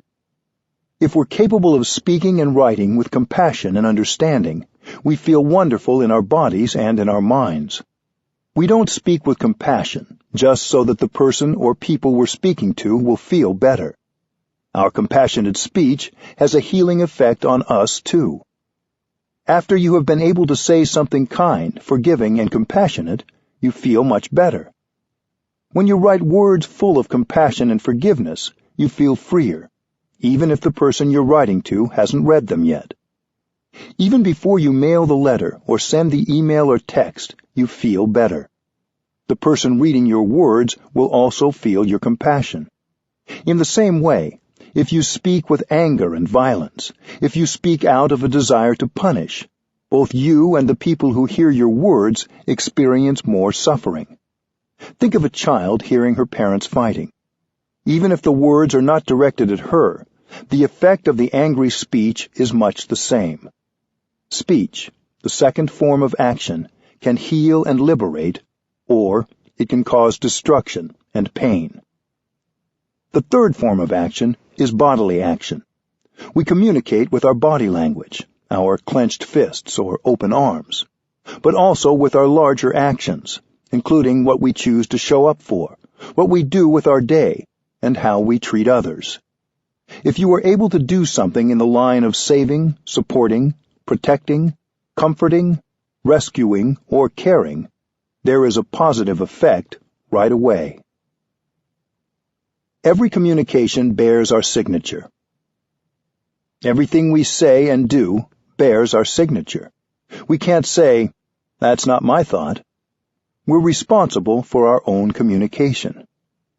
So if it happens that yesterday I said something that wasn't right, I have to do something today to transform it. The French philosopher Jean-Paul Sartre said, "Man is the sum of all his actions." The value of our lives depends on the quality of our thinking, our speech, and our action. We want to offer the best kind of thinking, the best kind of speech, and the best kind of bodily acts, because those actions are our continuation.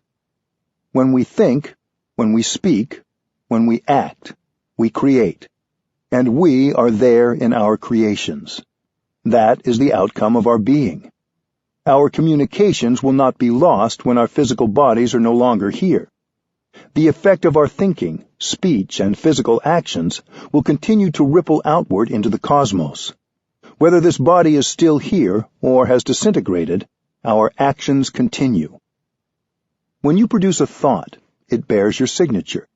It's you who produced that thought, and you are responsible for it. If it's a thought of compassion, forgiveness, non-discrimination, you will continue beautifully because you are there in it. You are the author of that action. Your speech and your physical actions, both compassionate and violent, also bear your signature. We are like the cloud that produces the rain. Through the rain, the cloud continues to affect the crops, the trees, and the rivers, even after the cloud is no longer floating there in the sky. Likewise, everything we produce in terms of thought, speech, and action continues even after our bodies disintegrate. The cloud is there in the cornfield and in the river. When this body disintegrates, our words, thoughts, and physical actions continue to have an effect. Our thoughts, speech, and actions are our real continuation. According to this practice, it's possible to continue beautifully into the future. Imagine a bank account somewhere in which we deposit every word, thought, and physical action. The bank account certainly does exist, but its nature is non-local. Nothing is lost. Changing the past. Suppose in the past you said something unkind to your grandmother. Now she is no longer alive, so you can't apologize directly to her. Many of us carry the guilt of something we have said or done that we think we can't rectify. But it's possible to erase that unskillfulness of the past. The past isn't exactly gone. If we know our communication continues, then we know the past is still there, disguised in the present moment. After all, the suffering is still there. You can touch it.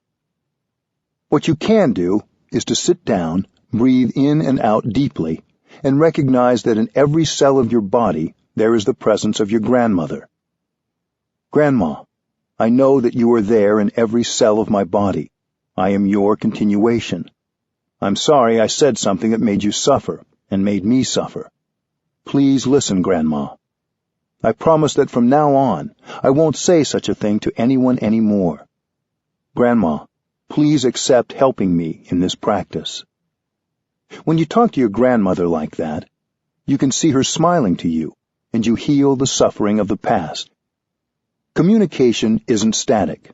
Even if yesterday you produced a thought of anger and hate, today you can produce a thought in the opposite direction, a thought of compassion and tolerance.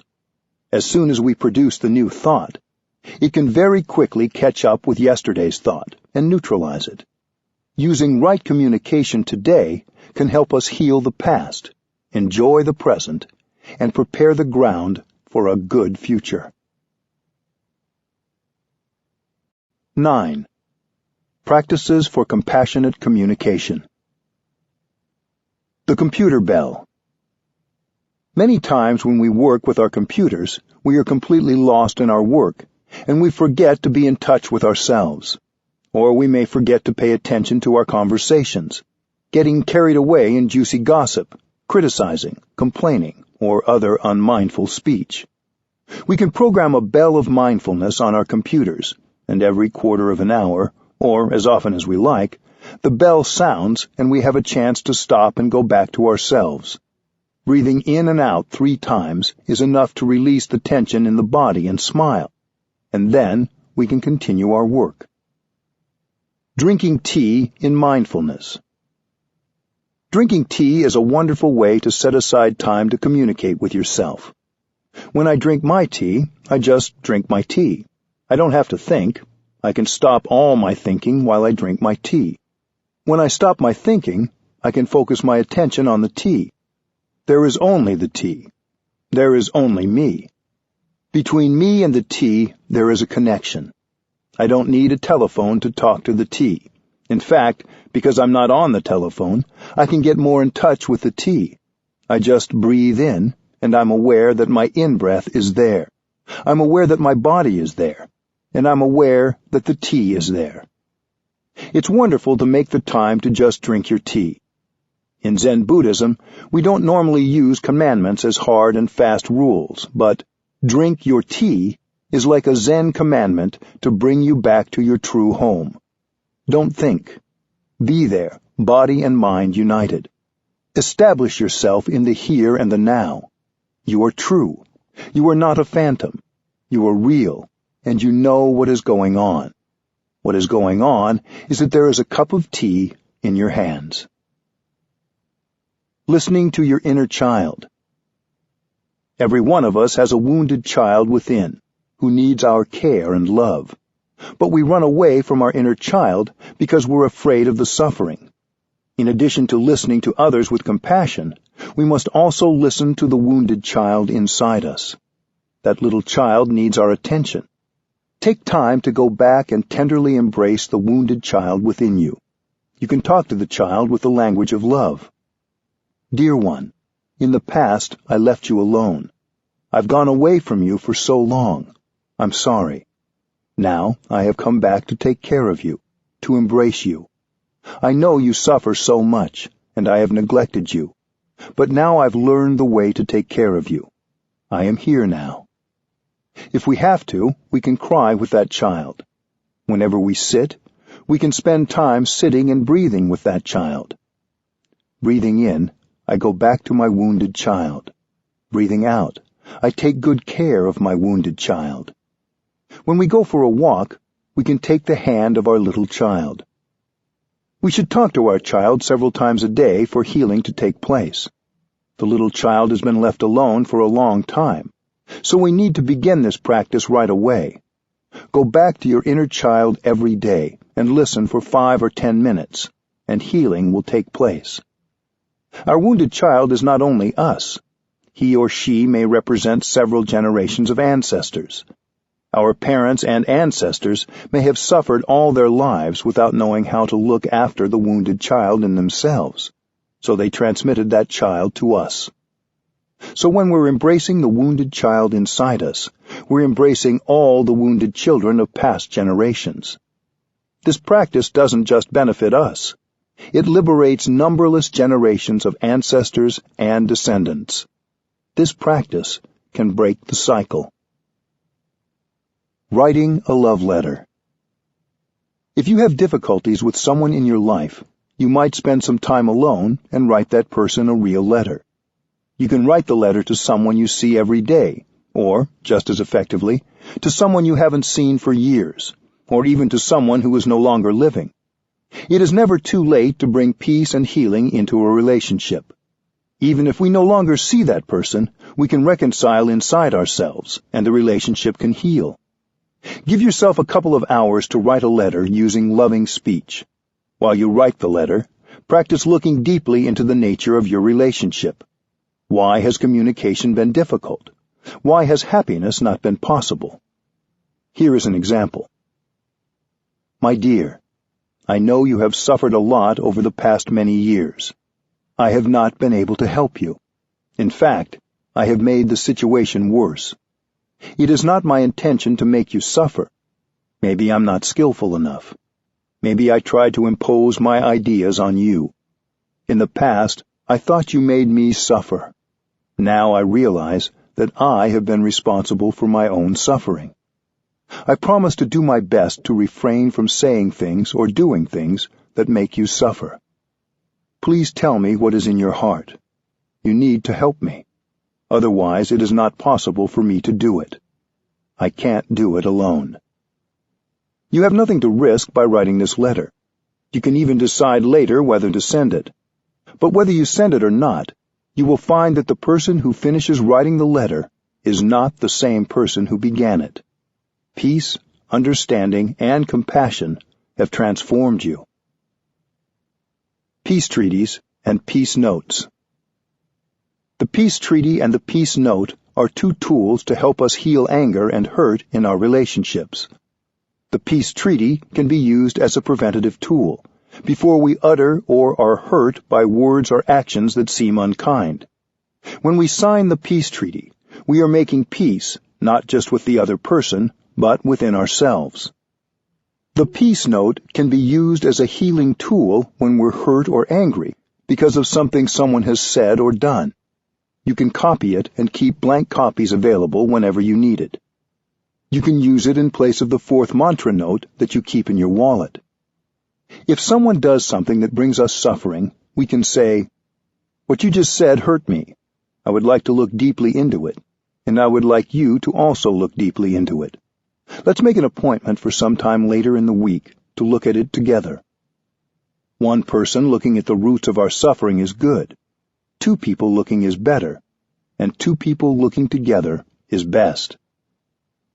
Both the treaty and the note suggest waiting a few days for discussion. You can pick any night. First, you are still hurt, and it may be too risky if you begin discussing it now. You might say things that will make the situation worse. From now until that evening, you can practice looking deeply into the nature of your suffering, and the other person can too. Before that night, one or both of you may see the root of the problem and be able to tell the other and apologize. Then, on that night, you can have a cup of tea together and enjoy each other. If by that evening the suffering has not been transformed, one person begins by expressing himself, while the other person listens deeply. When you speak, you tell the deepest kind of truth using loving speech, the kind of speech the other person can understand and accept. While listening, you know that your listening must be of good quality to relieve the other person of his suffering. If you can, have the discussion be on a Friday evening or early on a Saturday, so you still have the weekend to enjoy being together. Peace Treaty. In order that we may live long and happily together, in order that we may continually develop and deepen our love and understanding, we, the undersigned, vow to observe and practice the following. I, the one who is angry, agree to 1. Refrain from saying or doing anything that might cause further damage or escalate the anger. 2. Not suppress my anger. 3. Practice breathing and taking refuge in the island of myself. 4. Calmly, within 24 hours, tell the one who has made me angry about my anger and suffering, either verbally or by delivering a peace note. 5. Ask for an appointment for later in the week, e.g., Friday evening, to discuss this matter more thoroughly, either verbally or by peace note. 6. Not say, "I am not angry, it's okay, I am not suffering." There is nothing to be angry about, at least not enough to make me angry. 7. Practice breathing and looking deeply into my daily life, while sitting, lying down, standing, and walking, to see A. The ways I myself have been unskillful at times. B. How I have hurt the other person because of my habit energy. C. How the strong seed of anger in me is the primary cause of my anger. D. How the other person's suffering, which waters the seed of my anger, is the secondary cause. E. How the other person is only seeking relief from his or her own suffering. F. That as long as the other person suffers, I cannot be truly happy. 8. Apologize immediately, without waiting until our appointment, as soon as I realize my unskillfulness and lack of mindfulness. 9. Postpone the meeting if I do not feel calm enough to meet with the other person. I, the one who has made the other angry, agree to 1. Respect the other person's feelings, not ridicule him or her, and allow enough time for him or her to calm down. 2. Not press for an immediate discussion. 3. Confirm the other person's request for a meeting, either verbally or by note, and assure him or her that I will be there. 4. Practice breathing and taking refuge in the island of myself to see how A. I have seeds of unkindness and anger, as well as habit energy to make the other person unhappy. B. I have mistakenly thought that making the other person suffer would relieve my own suffering. C. By making him or her suffer, I make myself suffer. 5. Apologize as soon as I realize my unskillfulness and lack of mindfulness, without making any attempt to justify myself, and without waiting until the meeting.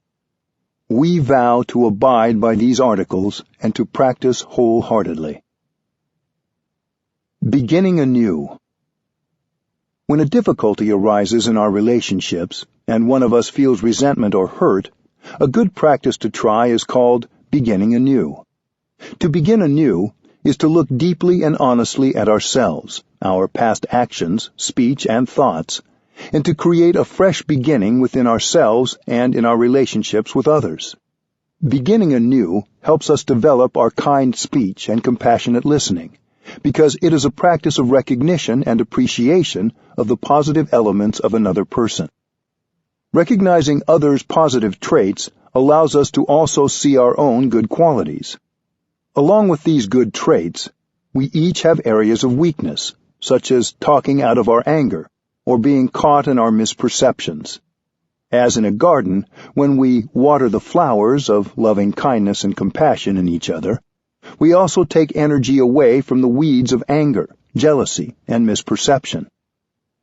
We can practice beginning anew every day by expressing our appreciation to the people we care about, and apologizing right away when we do or say something that hurts them. We can also politely let others know when we have been hurt. A more formal beginning anew can be done weekly in families and in work situations. It is a 3-part process: watering flowers, expressing regrets, and expressing hurts and difficulties. This practice can prevent feelings of hurt from building up over weeks and helps make the situation safe for everyone in the workplace or family. Flower watering is the first part of the practice. Flower watering is simply showing appreciation for the others in your family or work community. People do it one at a time, waiting until they feel moved to speak. The others let them speak without response. It is helpful for people to hold a vase of flowers or some object in front of them as they speak, so that their words reflect the freshness and beauty of the flowers. During flower watering, the speaker acknowledges the wholesome, wonderful qualities of the others. It is not flattery. We need to speak the truth. Everyone has strong points that can be seen with awareness. No one can interrupt the person holding the flowers. Each person is allowed as much time as needed, and everyone else practices deep listening. When one person has finished speaking, he or she stands up and slowly returns the vase to the center of the room. We should not underestimate the first step of flower watering. When we sincerely recognize the beautiful qualities of other people, it is very difficult to hold on to our feelings of anger and resentment. We naturally soften, and our perspective becomes wider and more inclusive of the whole reality. In the second part of the practice, participants express regret for anything they have done to hurt others. It does not take more than one thoughtless phrase to hurt someone. Sometimes we hold on to some small resentment or regret, and it grows because we don't have the time to make it right. The practice of beginning anew is an opportunity for us to recall some regret from earlier in the week and undo it. In the third part of the ceremony, we express ways in which others have hurt us. Loving speech is crucial. We want to heal our families and work communities, not harm them. We speak frankly, but we don't want to be destructive. When we sit among people who are all practicing deep listening, our speech becomes more beautiful and more constructive. We never blame or argue. In this final part of the practice, compassionate listening is crucial. We listen to another's hurts and difficulties with the willingness to relieve the suffering of the other person, not to judge or argue. We listen with all our attention. Even if we hear something that is not true, we continue to listen deeply so the other person can express his or her pain and release the tensions within. If we reply or correct that person, the practice will not bear fruit. We just listen. If we need to tell others that their perception was not correct, we can do that a few days later, privately and calmly. Then, at the next beginning anew practice, they may rectify the error themselves, and we will not have to say anything. We can end the practice with a moment of silence. Just practicing the first part of beginning anew, flower watering, can increase the happiness and communication in your family or your workplace.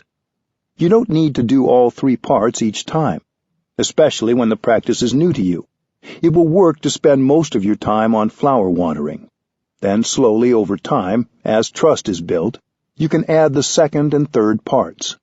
Even then, don't skip over the first. Expressing appreciation is one of the greatest ways of building strong and caring relationships. The cake in the refrigerator.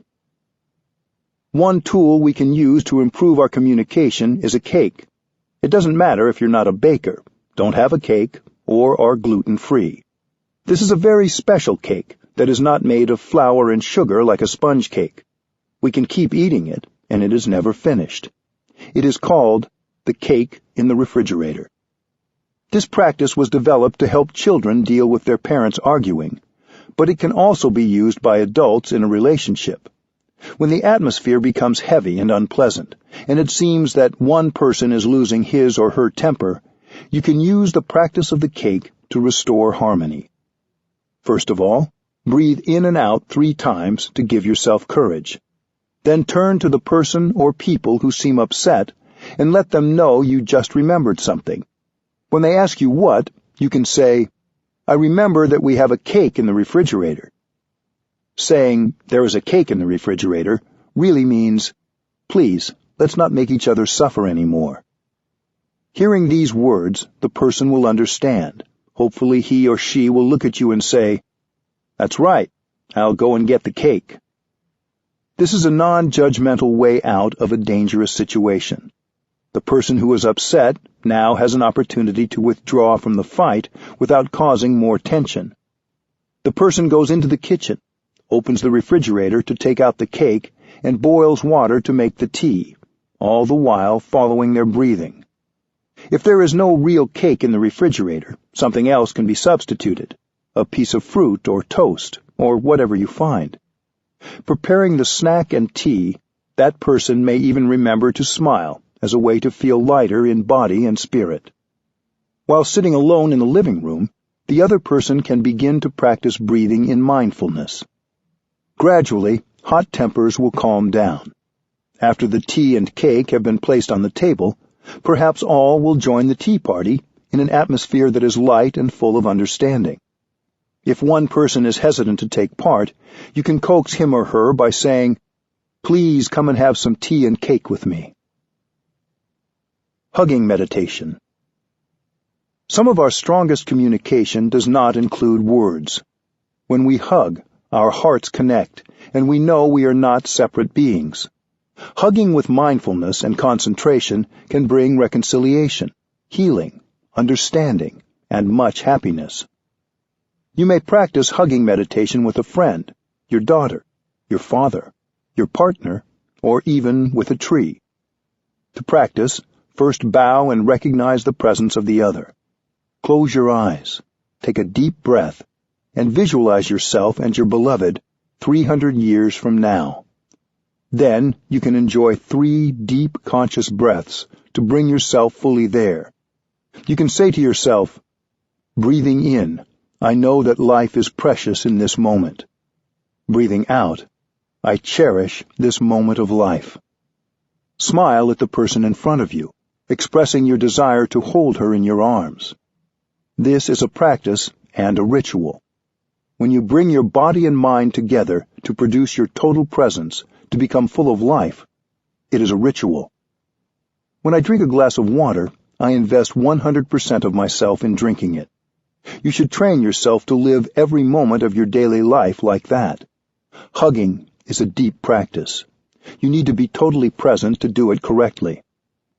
Then, open your arms and begin hugging. Hold each other for 3 in and out breaths. With the first breath, you are aware that you are present in this very moment, and you are happy. With the second breath, you are aware that the other is present in this moment, and she is also happy. With the third breath, you are aware that you are here together, right now on this earth, and you feel deep gratitude and happiness for your togetherness. You then may release the other person and bow to each other to show your thanks. You can also practice it in the following way. During the first in-breath and out-breath, become aware that you and your beloved are both alive. For the second in-breath and out-breath, think of where you will both be 300 years from now. And for the third in-breath and out-breath, go back to the insight that you are both alive. When you hug in such a way, the other person becomes real and alive. You do not need to wait until one of you is ready to depart for a trip. You may hug right now and receive the warmth and stability of your friend in the present moment. Hugging can be a deep practice of reconciliation. During the silent hugging, the message will come out clearly. Darling, you are precious to me. I am sorry I have not been mindful and considerate. I have made mistakes. Allow me to begin anew. Life becomes real at that moment. Architects need to build airports and railway stations so that there is enough room to practice hugging. Your hugging will be deeper, and so will your happiness.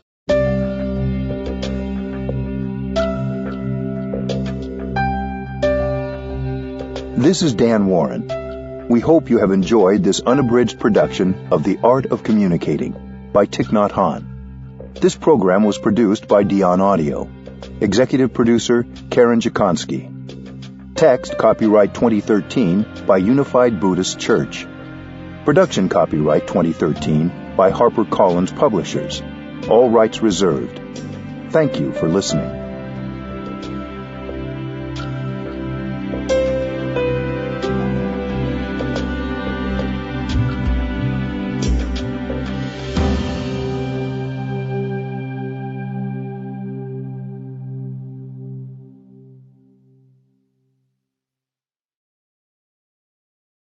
Audible hopes you have enjoyed this program.